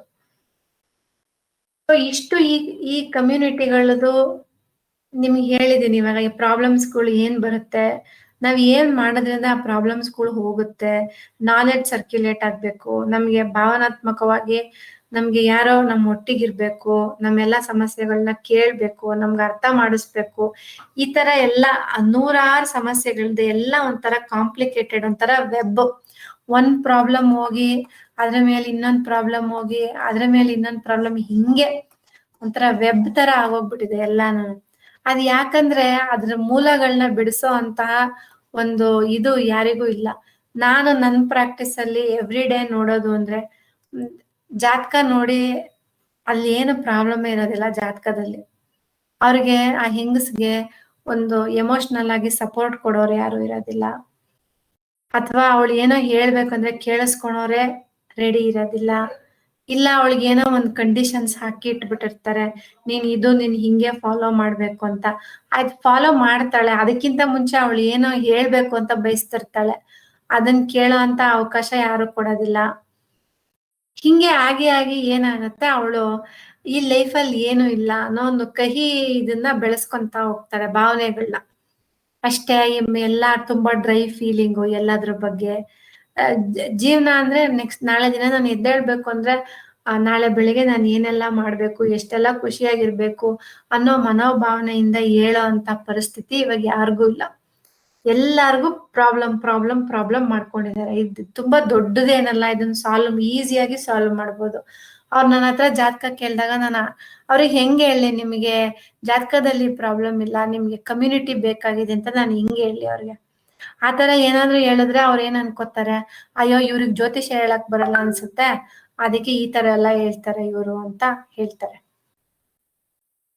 ಯಾವ್ದು ಸಮಸ್ಯೆ ಇರಲ್ಲ ಅವರಿಗೆ. ಇಷ್ಟೇ, ಈ ಮಾಡ್ರನ್ ಜೀವನ, ಆಧುನಿಕ ಜೀವನದ ಓಟದಲ್ಲಿ ಎಲ್ಲರೂ ಸಿಕ್ಕು, ಅದರ ವ್ಯವಸ್ಥೆಗೆ ಸಿಕ್ಕು ಎಲ್ಲಾರು ಏನೇನೋ ಆಗೋಗ್ಬಿಟ್ಟಿದ್ದಾರೆ. ಯಾರು ಒಂದ್ ಕಂಪ್ಲೀಟ್ ಮನುಷ್ಯ ಆಗಿ ಯಾರು ಇಲ್ಲ. ಬಂದಿರೋ ಸಂಕಷ್ಟಗಳನ್ನ ಎದುರಿಸೋ ಶಕ್ತಿ ಕೂಡ ಯಾರಿಗೂ ಇಲ್ಲ ಇವಾಗ. ಅಪ್ಪ ನನ್ಗೇನು ಪ್ರಾಬ್ಲಮ್ ಬರ್ಲಿಲ್ಲ ಅಂದ್ರೆ ಸಾಕು, ಬಂದ್ರೆ ಏನು ಎದುರಿಸಿದ್ರೆ ಆಯ್ತು, ನನಗೆ ಆಗಿರೋದೇ ತುಂಬಾ ದೊಡ್ಡದು ಅನ್ನೋದೇ ಎಲ್ಲಾ ಮನುಷ್ಯನಿಗೂ ಇರುತ್ತೆ. ಇನ್ನೊಬ್ರಿಗೆ ಯಾರಿಗೋ ನನಗಿಂತ ದೊಡ್ಡದಾಗಿರುತ್ತೆ, ಅವ್ರಿಗೆ ನಾನು ಯಾವಾಗ ಬೇಕಾದ್ರೂ ಸಮಾಧಾನ ಹೇಳ್ಬೋದು. ಬಟ್ ಹಂಗ್ ಮಾಡಲ್ಲ. ಯಾರೋ ನಮ್ಗೋ ಒಂದ್ ಕಾರ್ ತಗೊಂಡಿರೋದನ್ನ ನೋಡ್ಬಿಟ್ಟು ಬೇಜಾರ್ ಮಾಡ್ಕೊಂತ ಇರ್ತೀವಿ. ಬಟ್ ಯಾರೋ ಇನ್ನೊಬ್ರು ಮನೆಯಲ್ಲಿ ಅದ್ ಜಾಸ್ತಿ ಪ್ರಾಬ್ಲಮ್ ಇರ್ಬೇಕಾದ್ರೆ ನಾವು, ಅಪ್ಪ ನಮ್ಮ ಮನೇಲಿ ಆತರ ಎಲ್ಲಾ ಪ್ರಾಬ್ಲಮ್ಸ್ ಇಲ್ವಲ್ಲ ಅಂತ ಎಷ್ಟು ಸಲ ದೇವ್ರಿಗೆ ಕೃತಜ್ಞತೆ ಹೇಳ್ತೀವಿ. ಕೃತಜ್ಞತೆ ಹೇಳಲ್ಲ ನಾವು. ಬರೀ ಕಾರ್, ಅವನ್ ಅಂತ ಕಾರ್ ತಗೊಂಡಿದ್ದಾನೆ, ಬರೀ ನಮ್ಮ ಹತ್ರ ಇಂಥ ಕಾರ್ ಇದೆ ಅಂತ ಯೋಚನೆ ಮಾಡ್ಕೊಂಡು, ಕಂಪೇರ್ ಮಾಡ್ಕೊಂಡು, ಇರೋ ಜೀವನನೆಲ್ಲ ಹಾಳು ಮಾಡ್ಕೊಂಡು ಈ ತರ ಮಾಡ್ತಾ ಇರ್ತೀವಿ.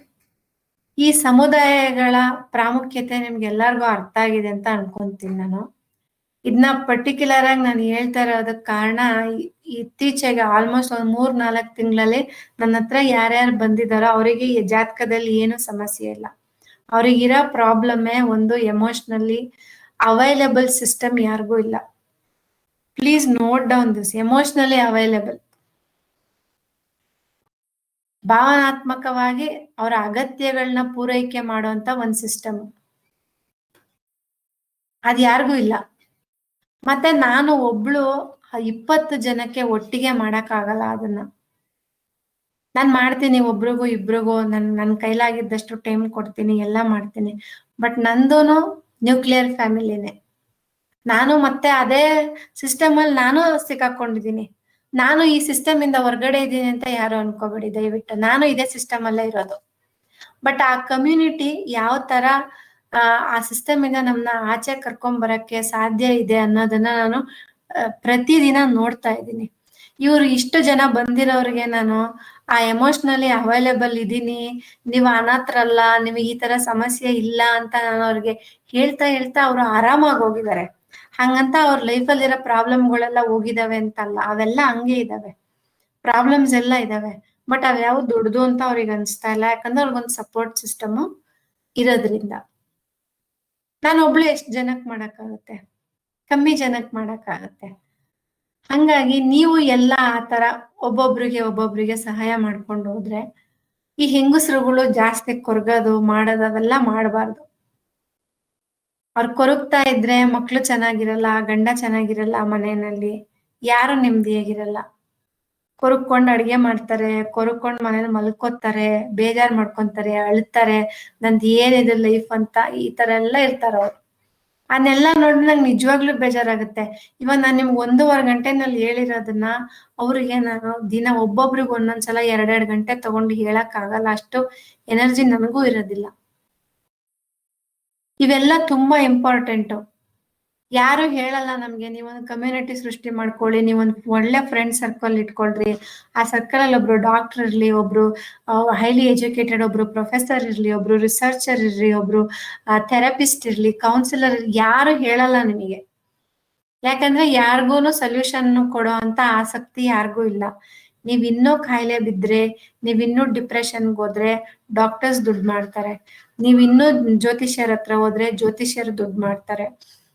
ಬೇರೆ ಬೇರೆ ಮಾರ್ಗಗಳಿಗೆ ಹೋದ್ರೆ ಅದ್ರಲ್ಲೂ ಕುಡಿಯೋದು ತಿನ್ನೋದು ಆ ತರ ಹೋದ್ರೆ ಅವರು ದುಡ್ಡು ಮಾಡ್ತಾರೆ. ಮತ್ತೆ ತುಂಬಾ ಬೇಜಾರಾಗ್ತಿದೆ ಅಂತ ನೀವು ಟೂರ್ಗೆ ಹೋಗ್ತೀರಾ, ಅಲ್ಲೂ ಒಬ್ರೇ ಹೋಗ್ತಾರೆ, ಅಲ್ಲೂ ಫ್ಯಾಮಿಲಿ ಜೊತೆನೆ ಹೋಗ್ತಾರೆ. ಎಲ್ಲಿ ಬಂತು ಅವ್ರಿಗೆ ಫ್ರೆಶ್ನೆಸ್ ಲೈಫಲ್ಲಿ? ಬರೋದೇ ಇಲ್ಲ. ಹಂಗಾಗಿ ನಾವು ಎಲ್ಲಾ ತರ ವ್ಯಕ್ತಿತ್ವಗಳು, ಎಲ್ಲಾ ವಯಸ್ಸಿನವರು, ಮತ್ತೆ ಬಡವರು ಶ್ರೀಮಂತರು ಇನ್ ಬಿಟ್ವೀನ್ ಇರೋರು ಎಲ್ಲಾರ ಜೊತೆನೂ ಬೆರಿಬೇಕು. ನಾವು ಕಮ್ಯುನಿಟಿ ಮಾಡ್ಕೊಳ್ಳೋದು ಬಿಡೋದು ಸೆಕೆಂಡ್ರಿ. ಅಟ್ಲೀಸ್ಟ್ ಬೆರೆತು ಅವ್ರ ಜೀವನದ ಅನುಭವಗಳನ್ನ ನಾವು ಕಲ್ತಾಗ ಸೊಲ್ಯೂಷನ್ಸ್ ತುಂಬಾ ಈಸಿಯಾಗಿ ಸಿಕ್ಬಿಡುತ್ತೆ. ನಿಜವಾಗ್ಲೂ ಸೊಲ್ಯೂಷನ್ ಕೊಡೋಂತ ಪ್ರಾಬ್ಲಮ್ಸ್ ನಮಗೆ ಯಾರಿಗೂ ಇಲ್ಲವೇ ಇಲ್ಲ. ಆದ್ರೆ ಎಷ್ಟು ಜನ ಸಫರ್ ಮಾಡ್ತಾ ಇದೀವಿ ಇಲ್ಲಿರೋರು. ಹಂಗಾಗಿ ಯಾರು ಆತರ ಸಫರ್ ಮಾಡಬಾರ್ದು. ಒಂದ್ ಕಮ್ಯುನಿಟಿ ಅಂತ ಇದ್ರೆ ಅವ್ರಿಗೆ ಎಲ್ಲ ಎಮೋಷನಲಿ ಅವೈಲೇಬಲ್ ಇರೋ ಜನ ಇರ್ತಾರೆ. ಅವ್ರಿಗೆ ಯಾರೋ ಒಬ್ರು ಗೈಡ್ ಮಾಡ್ತಾರೆ, ಅವ್ರು ಆರಾಮಾಗಿ ಹೋಗ್ತಾರೆ. ಮತ್ತೆ ಅವ್ರ ಲೈಫ್ ಯಥಾ ಪ್ರಕಾರ ನಾರ್ಮಲ್ ಆಗುತ್ತೆ. ಆತರ ನಾರ್ಮಲ್ ಆಗ್ಬೇಕು ಎಲ್ಲಾರ ಲೈಫನ್ನು. ಎಲ್ಲಾರು ಇಷ್ಟೆಲ್ಲ ಪ್ರಾಬ್ಲಮ್ಗಳ ಮಧ್ಯನೂ ನಾನು ನಾರ್ಮಲ್ ಆಗಿ ಜೀವನ ಮಾಡ್ಬೋದು ಅನ್ನೋ ಧೈರ್ಯ ಬರೋದು ಈ ಸಮುದಾಯಗಳಿಂದ, ಕಮ್ಯುನಿಟಿಗಳಿಂದ ಮಾತ್ರನೇ. ಹಂಗಾಗಿ ದಯವಿಟ್ಟು ನಿಮ್ಮ ಆಸಕ್ತಿಗಳೇನಿದಾವೆ, ನೀವು ನಿಮ್ಮ ಸಮಯನ ಹೇಗೆ ತೊಡಗಿಸ್ಕೊತೀರಾ, ಬೇರೆಯವ್ರಿಗೆ ಕೊಡ್ತೀರಾ ಅಥವಾ ನಿಮಗ್ ನೀವೇ ತೊಡಗಿಸ್ಕೊತೀರಾ, ನೀವೇ ನಿಮ್ದೊಂದು ಸಮುದಾಯ ಕ್ರಿಯೇಟ್ ಮಾಡ್ಕೊತೀರಾ ಅಥವಾ ಕ್ರಿಯೇಟ್ ಆಗಿರೋ ಸಮುದಾಯದ ಒಂದು ಭಾಗ ಆಗ್ತೀರಾ, ಅಲ್ಲಿ ಕಾಂಟ್ರಿಬ್ಯೂಟ್ ಮಾಡ್ತೀರಾ, ಏನ್ ಮಾಡ್ತೀರಾ ಅಂತ ನೋಡಿ. ಮೊದ್ಲೇ ಎಲ್ಲ ಡಿಸೈಡ್ ಮಾಡಿ ನಾವು ಮಾಡಕ್ಕಾಗೋದಿಲ್ಲ. ಬಟ್ ಅಟ್ಲೀಸ್ಟ್ ಇದ್ರ ಕಡೆ ನೀವು ಥಿಂಕ್ ಮಾಡಕ್ ಸ್ಟಾರ್ಟ್ ಮಾಡಿದ್ರೆ ನಿಮ್ಗೆ ಯಾವ್ದೋ ಹೊಸ ದಾರಿಗಳು ಕಾಣಿಸುತ್ತೆ. ಎಮೋಷನಲಿ ಸ್ಟ್ರಾಂಗ್ ಆಗ್ತೀರಾ. ಬಂದಿರೋದ್ನೆಲ್ಲ ಧೈರ್ಯವಾಗಿ ಫೇಸ್ ಮಾಡುವಂತಹ ಗುಣಗಳು ಬರುತ್ತೆ. ಮಕ್ಕಳು ನಾವು ಫೇಸ್ ಮಾಡೋದನ್ನ ನೋಡಿ ಮಕ್ಕಳು ಆಟೋಮ್ಯಾಟಿಕ್ ಆಗಿ ಮಕ್ಕಳಿಗೆ ಧೈರ್ಯ ಬರುತ್ತೆ. ಎಲ್ಲದಕ್ಕೂ ನಾವೇ ಹೆದರ್ಕೊಂಡು ಕುತ್ಕೊಂಡು ಮಗುಗೆ ನೀನ್ ಧೈರ್ಯವಾಗಿರ್ಬೇಕು, ನಿನಗ್ ನಾವಿಲ್ವಾ ಅಂತ ಹೇಳ್ತಾ ಇರ್ತೀವಿ. ನಾವೇ ಹೆದರ್ಕೊಂಡಿರೋದ್ ಮಕ್ಳು ನೋಡಿರ್ತಾವಲ್ಲ, ಅವಕ್ ನಮ್ಮನ್ನ ನೋಡಿ ಹೆಂಗ್ ಧೈರ್ಯ ಬರುತ್ತೆ? ಯಾರಿಗೂ ಧೈರ್ಯ ಬರೋದಿಲ್ಲ. ಈ ತರ ಇದು ರಿಪಲ್ ಎಫೆಕ್ಟ್ ಆಗಿ ನಮ್ಮಿಂದ ಮಕ್ಕಳಿಗೆ, ಮಕ್ಕಳಿಂದ ಅವ್ರ ಮಕ್ಕಳಿಗೆ ಹಿಂಗೆ ಹೋಗೋದ್ ಬೇಡ. ಹೆಂಡತಿ ಸ್ಟ್ರಾಂಗ್ ಆಗಿದ್ದಾಗ ಗಂಡ ಅವನು ಸ್ವಲ್ಪ ವೀಕ್ ಅಂದ್ರೂ ಓಕೆ ಅಡ್ಜಸ್ಟ್ ಹಾಕೊಂಡು ಹೋಗುತ್ತೆ. ಎಷ್ಟೊಂದು ತುಂಬಾ ಕ್ರಿಟಿಕಲ್ ಟೈಮಲ್ಲಿ ಎಲ್ಲಾನು ಈ ದೇಶನಾಗ್ಲಿ ಎಷ್ಟೊಂದು ವಂಶಗಳನ್ನಾಗಿ ಕಾಪಾಡಿರೋದು ಆ ಮಹಿಳೆಯರೇ. ಹಂಗಾಗಿ ನಾವು ಅದೇ ತರ ಆಗ್ಬೇಕು ಅನ್ನೋದು ನನ್ನ ಆಸೆ. ಅದಕ್ಕೋಸ್ಕರ ನಿಮಗೇನ್ ಸಪೋರ್ಟ್ ಬೇಕೋ ಅದನ್ನೆಲ್ಲ ನಾನು ಮಾಡ್ತೀನಿ. ನಿಮ್ ಕಷ್ಟ ಇರಬೇಕಾದ್ರೆ ಅದು ಮೆಡಿಕಲ್ ವಿಷಯ ಇರ್ಲಿ ಅಥವಾ ಬೇರೆ ಏನೇ ಇರ್ಲಿ, ಎಮೋಷನಲ್ ವಿಷಯ ಇರ್ಲಿ, ರಿಲೇಶನ್ಶಿಪ್ ವಿಷಯ ಇರ್ಲಿ, ನಾನು ಖಂಡಿತ ಮಾಡ್ತೀನಿ. ನನ್ನ ಕೈಲಾಗಿದ್ದೆಲ್ಲ ನಾನು ಮಾಡ್ತೀನಿ. ನೀವು ಹಂಗೆ ನಿಮ್ಮ ಎಕ್ಸ್ಪರ್ಟೀಸ್ ಏನಿದೆ, ನೀವ್ ಯಾರಿಗ್ ಮಾಡಕ್ಕಾಗುತ್ತೆ, ನೀವ್ ಯಾರಿಗ್ ಕಾಂಟ್ರಿಬ್ಯೂಟ್ ಮಾಡ್ಬೋದು. ಕಾಂಟ್ರಿಬ್ಯೂಟ್ ಮಾಡೋ ತರ ನನ್ನ ಹತ್ರ ಏನು ಇಲ್ಲ ಅಂದಾಗ ಆ ವ್ಯಕ್ತಿತ್ವನ ನೀವು ಬೆಳೆಸ್ಕೋಬೇಕು. ಇವಾಗ ನಾವು ಇಲ್ಲಿದೀವಿ ಅಂದ್ರೆ ನಾವು ಒಬ್ರೇ ಹುಟ್ಟಿ ಬೆಳೆದು ನಾವ್ ಇಲ್ಲಿಗೆ ಬಂದಿಲ್ಲ. ಅಪ್ಪ ಅಮ್ಮನಿಂದ ಹಿಡಿದು ಚಿಕ್ಕಪ್ಪ ದೊಡ್ಡಪ್ಪ, ಇನ್ನೊಬ್ರು ಮತ್ತೊಬ್ರು, ಸ್ಕೂಲಲ್ಲಿ ಟೀಚರ್ಸು, ಕಾಲೇಜಲ್ಲಿ ಲೆಕ್ಚರರ್ಸು, ಯಾರೋ ಟೀಚರ್ ಹೇಳಿರೋದು ಅರ್ಥ ಆಗದಿರುವಾಗ ಯಾರೋ ಒಬ್ರು ಫ್ರೆಂಡ್ ಹೇಳ್ಕೊಟ್ಟಿರೋದು, ಅದನ್ನೆಲ್ಲಾನು ಅವರೆಲ್ಲ ಕೊಡುಗೆಗಳಿಂದಾನೇ ನಾವಿಲ್ಲಿ ಬಂದು ಕುತ್ಕೊಂಡಿರ್ತೀವಿ. ಯಾರು ಇಲ್ಲಿ ಸ್ವಯಂಭೂ ಮನುಷ್ಯರು ಯಾರು ಇಲ್ಲ. ಹಂಗಾಗಿ ನಮ್ ಯಾರಿಗೂ ಈಗೋ ಇರಬಾರ್ದು. ನಾನು ಅವಳ ಹತ್ರ ಯಾಕೆ ಹೆಲ್ಪ್ ಕೇಳ್ಬೇಕು, ಇವ್ರ ಹತ್ರ ಹೆಲ್ಪ್ ಯಾಕೆ ಕೇಳ್ಬೇಕು, ಆತರ ಎಲ್ಲ ಏನು ಇಲ್ಲ. ನೀವು ಮುಕ್ತವಾಗಿ ಕೇಳ್ಬೋದು. ಹೆಲ್ಪ್ ಏನ್ ಬೇಕು ಕೇಳ್ರಿ ಎಲ್ಲಾರು. ನಮ್ಗೆ ಗೊತ್ತಿದ್ರೆ ನಾವು ಖಂಡಿತ ಎಲ್ಲಾರು ಮಾಡೋಣ ಹೆಲ್ಪ್ನ. ಮತ್ತೆ ಪ್ಲೀಸ್ ಎಲ್ಲಾರು ಸ್ವಲ್ಪ ಕಮ್ಯುನಿಕೇಟ್ ಮಾಡಿ. ಏನೇ ನಿಮ್ಗೆ ಗೊತ್ತಿದೆಯೋ ಗೊತ್ತಿಲ್ವಾ ನಿಮ್ಮ ಅನಿಸಿಕೆಗಳನ್ನ ಹಂಚ್ಕೊಳ್ಳಿ. ಇದು ತುಂಬಾ ಸಣ್ಣ ಗ್ರೂಪ್ ಇದು. ಈ ಗ್ರೂಪ್ ನಾನು ಕ್ರಿಯೇಟ್ ನಾನು ದೊಡ್ಡದಾಗಿ ಈ ಗ್ರೂಪ್ ನ ಮಾಡ್ಬೋದು, ಎಲ್ಲ ಒಂದ್ ಕಡೆ ಪೋಸ್ಟ್ ಮಾಡ್ಬಿಟ್ಟು ನಾನು ಮಾಡ್ಬೋದು. ಬಟ್ ಅದರಿಂದ ಏನ್ ಪ್ರಯೋಜನ ಆಗುತ್ತೆ? ನಂಗೆ ಜನ ಜಾಸ್ತಿ ಬರ್ತಾರೆ ಅಷ್ಟೇನೆ, ಬಟ್ ನಾನು ರಿಯಲ್ ಚೇಂಜಸ್ ಏನು ನೋಡಕ್ಕಾಗಲ್ಲ. ಅದಕ್ಕೋಸ್ಕರ ಈ ಗ್ರೂಪ್ ನಾನು ಇಷ್ಟೇ ಇಟ್ಟಿದ್ದೀನಿ. ರಿಯಲ್ ಆಗಿ ಯಾರಿಗೆ ಅಗತ್ಯ ಇದೆ ಅವ್ರು ಮಾತ್ರ ಬರ್ತಾರೆ ಅನ್ನೋದಕ್ಕೋಸ್ಕರನೇ. ಅದನ್ನ ನಾನು ಎಲ್ಲೂ ಪ್ರಮೋಟ್ ಮಾಡಿಲ್ಲ, ಮತ್ತೊಂದು ಏನು ಮಾಡಿಲ್ಲ ನಾನು. Because it's not my business. So ಇದು ನಾನ್ ನಿಮ್ಗೆ ಇಷ್ಟೆಲ್ಲ ಹೇಳ್ಬೇಕು ಅಂತ ಇದ್ದಿದ್ದು. ಕಮ್ಯುನಿಟಿಗೆ ನಾವ್ ಏನ್ ಕೊಡ್ತೀವಿ ಅನ್ನೋದಕ್ಕಿಂತ ನಾವು ಒಂದ್ ಕಮ್ಯುನಿಟಿಗೆ ಏನ್ ತಗೋತೀವಿ ಅನ್ನೋದಕ್ಕಿಂತ ಏನ್ ಕೊಡ್ತೀವಿ, ನಾವ್ ಏನ್ ವ್ಯಾಲ್ಯೂಸ್ ಸಿಸ್ಟಮ್ನ ಅಲ್ಲಿ ನೋಡಕ್ ಇಷ್ಟ ಪಡ್ತೀವಿ ಅನ್ನೋ ಒಂದು ಥಾಟ್ಸ್ ಇದ್ರೆ ಕೂಡ ನಾವು ಈಸಿಯಾಗಿ ಜನರಿಗೆ ಅವ್ರಿಗೆಲ್ಲ ಕನೆಕ್ಟ್ ಆಗ್ತಾ ಹೋಗ್ಬೋದು. ಸೊ ಇಷ್ಟ ಹೇಳ್ಬಿಟ್ಟು ನಾನು ಇದನ್ನ ಮುಗಿಸ್ತೀನಿ. ನಿಮ್ಗೆ ಏನಾದ್ರೂ ಕ್ವೆಶನ್ಸ್ ಇದ್ರೆ ಕೇಳಿ, ನಿಮ್ಮ ಒಪಿನಿಯನ್ಸ್ ಏನಾದ್ರೂ ಇದ್ರೆ ಶೇರ್ ಮಾಡಿ, ಏನೋ ಡೌಟ್ಸ್ ಇದ್ರೆ ಕೇಳಿ.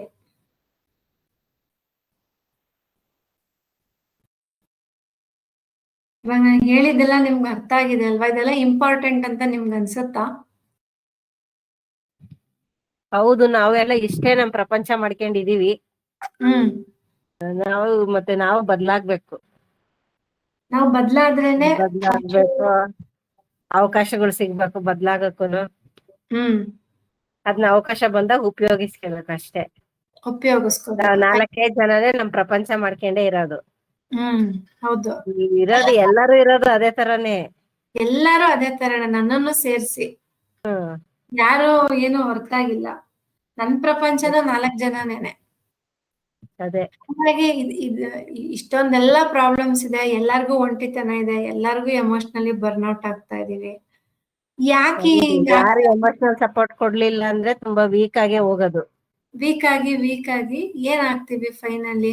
ನಾವಷ್ಟೇ ವೀಕ್ ಆಗಲ್ಲ, ನಮ್ಮ ಮಕ್ಳನ್ನ ಕೂಡ ಮಕ್ಳು ಎಲ್ಲಾರ್ನೂ ವೀಕ್ ಮಾಡ್ತೀವಿ. ಹೌದು, ಈ ತರ ಆಗುತ್ತೆ. ಬೇರೆ ಯಾರಾದ್ರೂ ಶೇರ್ ಮಾಡಿ, ನಿಮ್ಗೆ ಏನ್ ಅನ್ಸುತ್ತೆ ಹೇಳಿ, ನಿಮ್ ಒಪಿನಿಯನ್ ಹೇಳಿ.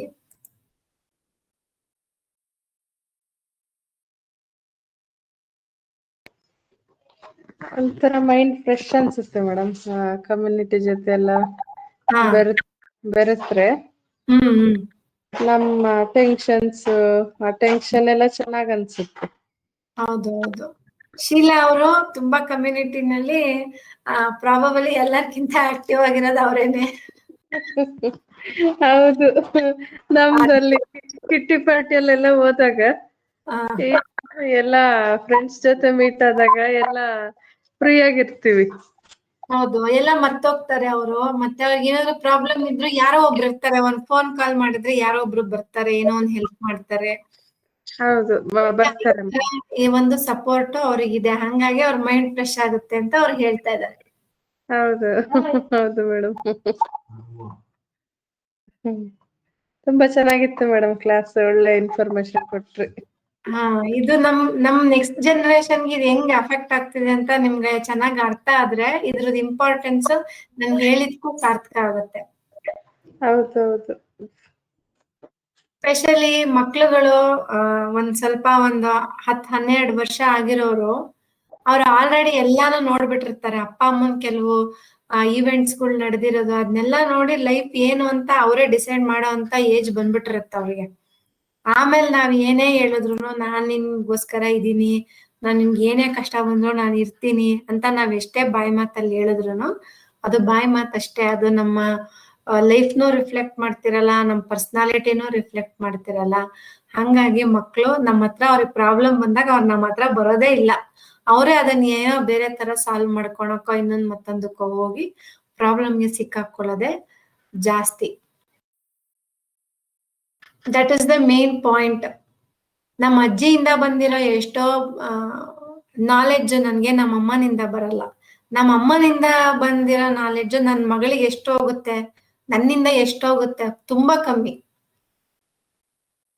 ಹಂಗಾಗಿ ಅದನ್ನ ಯಾವ್ದೋ ರೀತಿನಲ್ಲಿ ಒಂದ್ ಪಾಸ್ ಮಾಡಕ್ಕೆ ಆ ಜ್ಞಾನ ಅದ್ ಹಂಗೆ ಬೆಳ್ಕೊಂತಾ ಹೋಗ್ಬೇಕು. ಎಲ್ಲಾನು ಮನುಷ್ಯ ಫಿಗರ್ ಔಟ್ ಮಾಡಕ್ ಆಗಲ್ಲ. ನಾವು 60-70 ವರ್ಷದಲ್ಲಿ ಎಷ್ಟು ತಾನೇ ಫಿಗರ್ ಔಟ್ ಮಾಡಕ್ ಹೋಗ್ತೀವಿ. ಒಬ್ಬೊಬ್ರು ಸಮಸ್ಯೆಗಳು, ಒಬ್ಬೊಬ್ರು ಸಿನಾರಿಯೋಗಳು ಎಲ್ಲಾರ್ದು ಡಿಫ್ರೆಂಟ್ ಆಗಿರುತ್ತೆ. ಒಂದೇ ತರ ಗಂಡ ಹೆಂಡತಿ ಇರಲ್ಲ, ಒಂದೇ ತರ ಮಕ್ಳು ಹುಟ್ಟಲ್ಲ, ಒಂದೇ ತರ ಫ್ಯಾಮಿಲಿ ಬ್ಯಾಕ್ ಗ್ರೌಂಡ್ ಇರಲ್ಲ, ಒಂದೇ ತರ ಕೆಲ್ಸಗಳು ಇರಲ್ಲ. ಇಷ್ಟೆಲ್ಲಾ ವೇರಿಯಬಲ್ಸ್ ಗಳ ಮಧ್ಯೆ ನಾವು ಕೆಲವು ಅಷ್ಟೇ ಕಾನ್ಸ್ಟೆಂಟ್ ಆಗಿರೋನ ಹುಡುಕ್ತಾ ಹೋಗ್ತೀವಿ.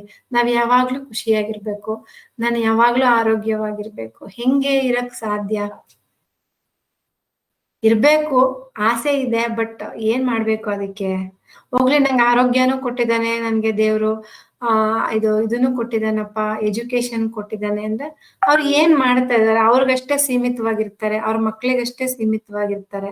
ಅವ್ರಿಗೆ ಗೊತ್ತಿರೋ ಯಾವ್ದೋ ಒಂದೆರಡು ಒಳ್ಳೆ ಮಾತನ್ನು ಬೇರೆಯವ್ರಿಗೆ ಹೇಳ್ಬೇಕಾ ಬೇಡವಾ ಅನ್ನೋದನ್ನ ಕೂಡ ಯೋಚನೆ ಮಾಡ್ತಿರ್ತಾರೆ. ಅವ್ರಿಗೆ ಲೈಫಲ್ಲಿ ಅಂತ ಅನುಭವಗಳು ಆಗಿರ್ಬೋದು, ನನ್ನ ಅನುಭವಗಳು ಆಗಿಲ್ಲ ಅಂತ ನಾನು ಹೇಳಲ್ಲ. ಬಟ್ ಈ ನೆಗೆಟಿವ್ ಅನುಭವಗಳಿಗೆ ನಾವ್ ಯಾಕೆ ಅಷ್ಟೊಂದು ಕಟ್ಟು ಬೀಳ್ಬೇಕು? ಆ ಲಿಮಿಟೇಷನ್ಸ್ ನ ಹೊಡೆದಾಕಿ ಆಚೆ ಬಂದು ಪರವಾಗಿಲ್ಲ, ಅವ್ರಿಗೆ ಹೆಲ್ಪ್ ಆಗ್ಲಿಲ್ಲ ಅಂದ್ರೆ ಪರವಾಗಿಲ್ಲ, ಬೇರೆ ಇನ್ನೊಬ್ರಿಗೆ ನಾನು ಹೇಳಕ್ಕೆ ನನ್ನ ಯಾರು ಸ್ಟಾಪ್ ಮಾಡ್ತಾರೆ? ನಮಗ್ ನಾವೇ ರೆಸ್ಟ್ರಿಕ್ಷನ್ಸ್ ಎಲ್ಲ ಮಾಡ್ಕೊಂಡು ನಮ್ ಲೈಫ್ ನ ತುಂಬಾ ಸಣ್ಣದು, ಆಲ್ರೆಡಿ ಸಣ್ಣದಿರೋ ಲೈಫ್ ನ ಇನ್ನೂ ಸಣ್ಣದ್ ಮಾಡ್ಕೊಂಡು ಇನ್ನೂ ಉಸಿರು ಕಟ್ಕೊಳೋ ತರ ಜೀವನನ ಎಲ್ಲಾರು ಮಾಡ್ತಾ ಇರ್ತಾರೆ. ಯಾರತ್ರ ಆದ್ರೂ ದುಡ್ಡು ಕೇಳಕ್ಕೆ ಯೋಚನೆ ಬರುತ್ತೆ, ಯಾರಿಗಾದ್ರೂ ಒಂದಿನ ಮಗುನ್ ನೋಡ್ಕೊಳ್ರಿ, ನಾವ್ ಏನೋ ಎಮರ್ಜೆನ್ಸಿ ಇದೆ ಅಂತ ಕೇಳಕ್ಕೆ ಯೋಚನೆ ಆಗುತ್ತೆ. ಯಾಕಂದ್ರೆ ನಾವು ಅವ್ರಿಗೆ ಏನು ಮಾಡಿರಲ್ವಲ್ಲ, ಹೆಂಗ್ ಕೇಳಕ್ಕಾಗತ್ತ ಹೋಗಿ?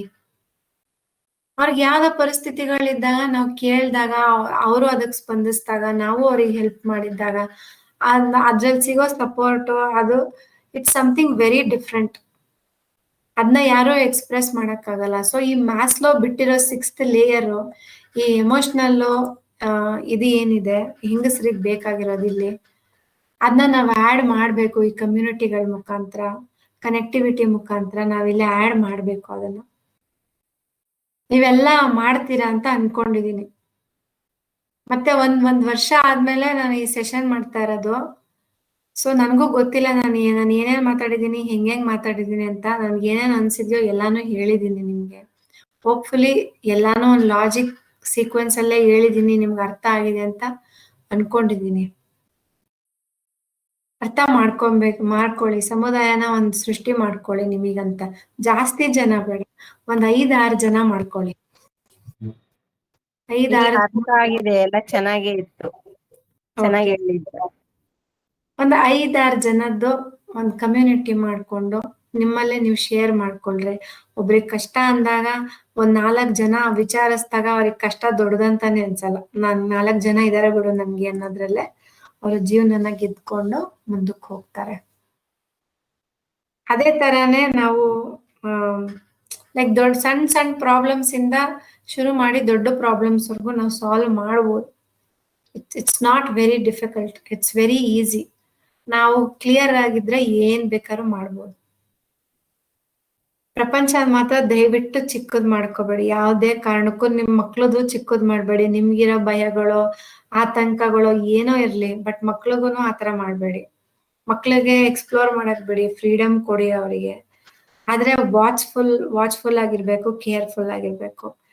ಅವನ್ನೆಲ್ಲ ಮಾಡಿ ಅವ್ರು ಎಕ್ಸ್ಪ್ಲೋರ್ ಮಾಡ್ಲಿ. ಇವಾಗ್ಲೇ ತಪ್ಪುಗಳು ಮಾಡಿ ಕಲ್ತು ಬಿಟ್ರೆ ತುಂಬಾ ಒಳ್ಳೇದು. ಆಮೇಲೆ ದೊಡ್ಡವರಾದಾಗ ತಪ್ಪುಗಳು ಮಾಡಕ್ ಹೋದಾಗ ಆ ತಪ್ಪುಗಳಿಂದ ನಮಗೆ ಆಗೋ ನಷ್ಟ ತುಂಬಾ ಜಾಸ್ತಿ, ಇವಾಗ ಆಗೋ ನಷ್ಟ ತುಂಬಾ ಕಮ್ಮಿ.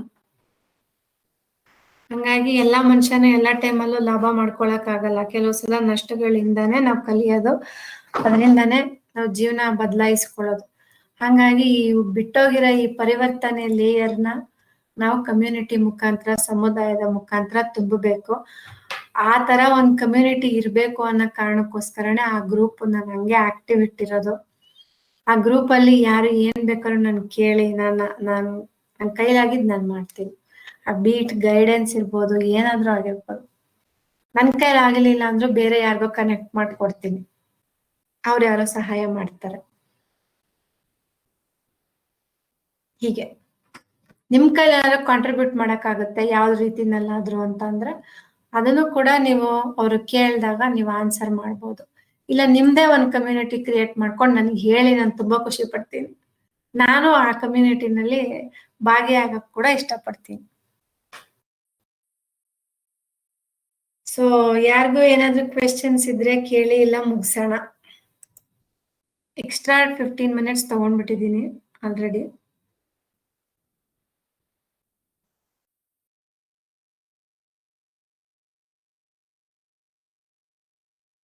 ಕ್ವೆಶನ್ಸ್ ಇಲ್ವಾ? ಇಲ್ಲ, ಏನು ಕ್ವಶನ್ಸ್ ಇಲ್ಲ. ಇಲ್ಲ ಮೇಡಮ್, ಕ್ವಶನ್ಸ್ ಏನಿಲ್ಲ. ಓಕೆ ಫೈನ್, ಆಯ್ತು. ಥ್ಯಾಂಕ್ ಯು ಎಲ್ಲಾರು ಸಂಡೇ ನೈಟ್ ಆದ್ರೂ ಜಾಯಿನ್ ಆಗಿರೋದಕ್ಕೆ. Thank you so very much. ಮತ್ತೆ ಇನ್ನೊಂದ್ ಸ್ವಲ್ಪ ದಿನ ಆದ್ಮೇಲೆ ಇನ್ನೊಂದ್ ಕ್ಲಾಸ್ ಮಾಡಕ್ ಟ್ರೈ ಮಾಡ್ತೀನಿ. Maybe extension to this, ಈ ಕಮ್ಯುನಿಟಿಗಳಲ್ಲಿ ಇನ್ನೂ ಹೇಗೆ ಇನ್ವಾಲ್ವ್ಮೆಂಟ್ ಆಗ್ಬೋದು ಅನ್ನೋದ್ರ ಬಗ್ಗೆ ಏನಾದ್ರು ಒಂದ್ ಮಾಡೋಣ, ಅಥವಾ ಏನಾದ್ರು ಟಾಪಿಕ್ಸ್ ಏನಾದ್ರು ಸಜೆಸ್ಟ್ ಮಾಡಿ. ಈ ತರ ಮಾಡ್ಬೇಕಂದ್ರೆ, ಕ್ಲಾಸ್ ಎಲ್ಲ ಮಾಡ್ಬೇಕಂದ್ರೆ ನಾವು ಆರಾಮಾಗಿದ್ವಿ ಅಂತ ತುಂಬಾ ಜನ ಹೇಳ್ತಾರೆ. ಆ ಆರಾಮಾಗಿದ್ವಿ ಅಂತ ಯಾರ್ಯಾರು ಹೇಳಿದ್ರು ಅವ್ರು ಯಾರು ಕ್ಲಾಸಿಗೆ ಬಂದಿಲ್ಲ ಇವತ್ತು. ಹಂಗಾಗಿ ಲೈಕ್ ಅವ್ರಿಗೆ ರೆಕಾರ್ಡಿಂಗ್ ಕೊಡ್ತೀನಿ ನಾನು, ಬಟ್ ಬಂದು ಲೈವ್ ಡಿಸ್ಕಷನ್ ಅಲ್ಲಿ ಪಾರ್ಟಿಸಿಪೇಟ್ ಮಾಡೋದು, ಅದು ನನ್ಗೂನು ನನ್ ಟೈಮ್ ಕೊಡ್ತಿದ್ದೀನಲ್ವಾ, ಆ ಟೈಮ್ಗೆ ವರ್ತ್ ಅಂತ ಅನ್ಸುತ್ತೆ. ಇಲ್ಲ ಒಂದ್ 4-5 ಜನ ಬಂದ್ರೆ ಅಷ್ಟೇ, ಅದ್ರಲ್ಲೂ ಏನ್ ತಪ್ಪಿಲ್ಲ, ನಿಮ್ ಟೈಮ್ ಇರ್ಬಿದ್ರೆ ನೀವು ಬರ್ಬೋದು. ಬಟ್ ಸ್ಟಿಲ್ ನಾನು ಎಕ್ಸ್ಪ್ಲೇನ್ ಮಾಡ್ಬೇಕಾದ್ರೆ ನನಗೆ ವೇರಿಡ್ ಪಾಯಿಂಟ್ಸ್ ಗಳು ಸಿಗತ್ತೆ. ಇಲ್ಲ 4-5 ಜನ ಅಂದಾಗ ನಾನು ಯೋಚನೆ ಮಾಡೋ ರೀತಿ ಕೂಡ 4-5 ಜನಕ್ಕೆ ತಕ್ಕಂಗೆ ಯೋಚನೆ ಮಾಡಕ್ ಸ್ಟಾರ್ಟ್ ಮಾಡ್ಬಿಡ್ತೀನಿ. ನಂಗೆ ಅದ್ ಮಾಡಕ್ ಇಷ್ಟ ಇಲ್ಲ. ಅದಿನ್ನೂ ವೈಡ್ ಆಗಿ ಎಲ್ಲಾನು ಎಕ್ಸ್ಪ್ಲೋರ್ ಮಾಡೋಣ ನಾವು ಅಂತ. ಎಲ್ಲಾ ಈ ಸೀರಿಯಲ್ಗಳಾಗಿರ್ಬೋದು, ಮೂವಿಗಳಾಗಿರ್ಬೋದು, ಇವಾಗ ಏನ್ ಮಾಡ್ತಾ ಇದಾರೆ ಅಂದ್ರೆ, ಸೀರಿಯಲ್ ನೋಡದೇ ಇರೋ ಹುಡುಗಿರ್ಗಳು ಯಾರಿದ್ದಾರೆ ಅಂದ್ರೆ, ಏಜ್ ಬಿಟ್ವೀನ್ ಲೈಕ್ 18 to 20, 22 ಎಲ್ಲ ಇರೋರೆಲ್ಲಾನು ಎಷ್ಟೊಂದು ಬರೀತಾರೆ. ಅದಕ್ಕೂ ಕೂಡ ಸಬ್ಸ್ಕ್ರಿಪ್ಷನ್ ಬೇಸ್ಡ್ ಇದೆ, ಸ್ಟೋರೀಸ್ ಟೈಪ್, ಅದನ್ನ ಓದ್ತಾ ಇದ್ದಾರೆ. ಅದ್ರಲ್ಲೂ ಕೂಡ ಇದೇ ತರಾನೇನೆ, ಒಂದ್ ಹುಡ್ಗ ಒಂದ್ ಹುಡುಗಿ ಲವ್ ಮಾಡೋದು, ಅವ್ರದ್ದು ಪ್ರಪಂಚ, ಅದನ್ನು ಕೂಡ ಅಷ್ಟೇ ಮಾಡ್ತಾ ಇದ್ದಾರೆ.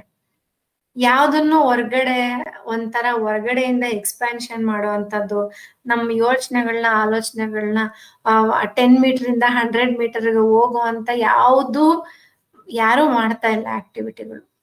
ಎಲ್ಲ ಬರೀ ಇವೇನೆ. ಇಲ್ಲ ಆ ತರ ಮಾಡೋರು ಬಿಸ್ನೆಸ್ ಪೀಪಲ್ ಇರ್ತಾರೆ, ಇಲ್ಲ ಅಂತಂದ್ರೆ ಏನೋ ಬೇರೆ ತರ ಸಮಾಜದಲ್ಲಿ ಬುದ್ಧಿಜೀವಿಗಳು ಅಥವಾ ಇಂಟೆಲೆಕ್ಚುಯಲ್ಸ್ ಅಂತ ಇರೋರು ಅವನ್ನೆಲ್ಲ ಮಾಡ್ತಾ ಇದಾರೆ. ಬಟ್ ಸಾಮಾನ್ಯ ಜನರಿಗೂ ಇವೆಲ್ಲ ಬೇಕಲ್ಲ. ಬುದ್ಧಿ ಇಲ್ಲ ಅಂತಂದ್ರೆ ಸಾಮಾನ್ಯ ಜನರ ಲೈಫ್ ಕೂಡ ಕಷ್ಟನೇ. ಇನ್ಫ್ಯಾಕ್ಟ್ ಅವ್ರಿಗಿಂತ ಜಾಸ್ತಿ ಕಷ್ಟ ಆಗುತ್ತೆ ನಮಗೆ.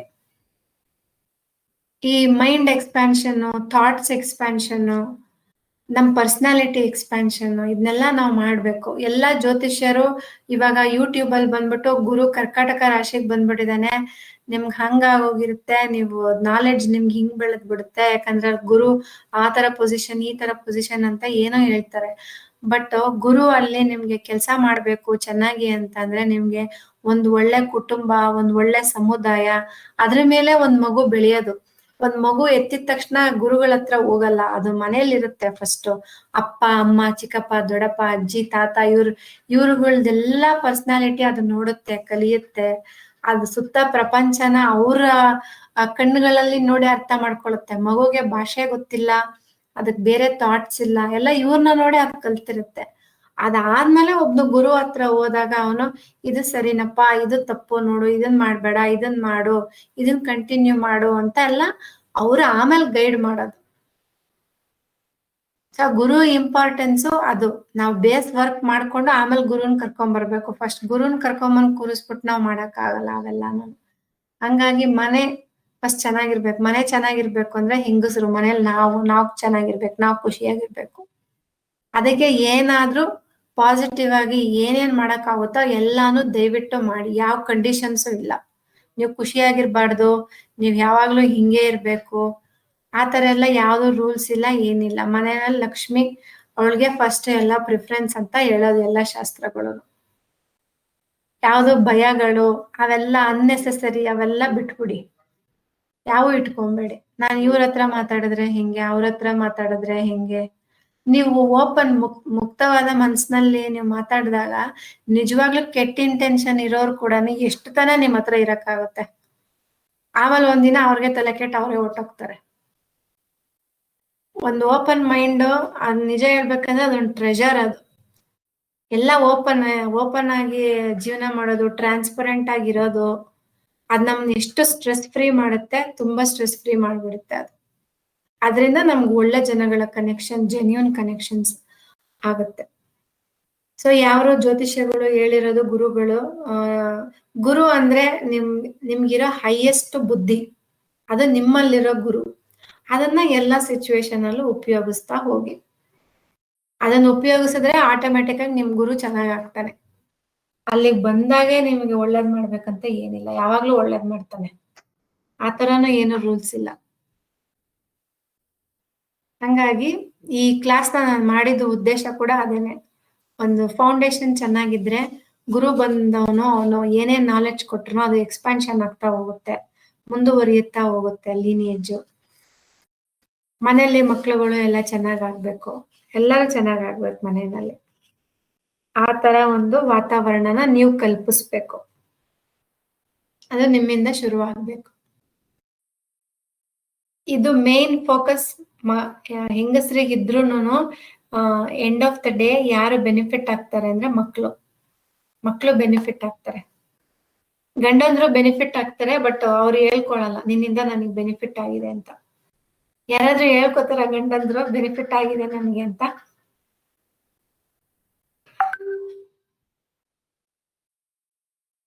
ಹೇಳ್ತಾರ ಸುಮ್ನಿರ್ತಾರ? ಏನು ಹೇಳಲ್ಲ, ಸುಮ್ನೆ ಇರ್ತಾರೆ. ಸುಮ್ನೆ ಇದ್ಬಿಡ್ತಾರ ಅವ್ರು. ಅದ ಅವ್ರದ್ದೇ ಒಂದು ಬಾಣ ಅದು. ಹಂಗಾಗಿ ಇವಾಗ ಹೇಳಿದ ಪಾಯಿಂಟ್ಸ್ ಎಲ್ಲ ನೆನಪಿರ್ಲಿ. ಆಮೇಲೆ ನಿಮ್ಗೆ ಬೇಕಂದ್ರೆ ರೆಕಾರ್ಡಿಂಗ್ ನಾನು ಶೇರ್ ಮಾಡ್ತೀನಿ. ಯಾವ್ದಾದ್ರು ಮಿಸ್ ಆಗಿದ್ರೆ ಬಿಕಾಸ್ ಆಫ್ ನೆಟ್ವರ್ಕ್ ಅಥವಾ ಬೇರೆ ಸಮಸ್ಯೆಗಳು ನೀವು ಅದನ್ನ ಕೇಳಿಸ್ಕೋಬಹುದು. ಓಕೆನಾ? ಇವಾಗ ಇಲ್ಲಿಗೆ ಸ್ಟಾಪ್ ಮಾಡೋಣ ಇವತ್ತು class.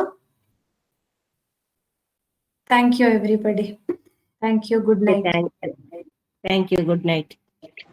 Thank you madam. Thank you Shila ಅವರೇ. ಬಾಯ್ ಬಾಯ್ ಕಾವ್ಯ. ಬಾಯ್.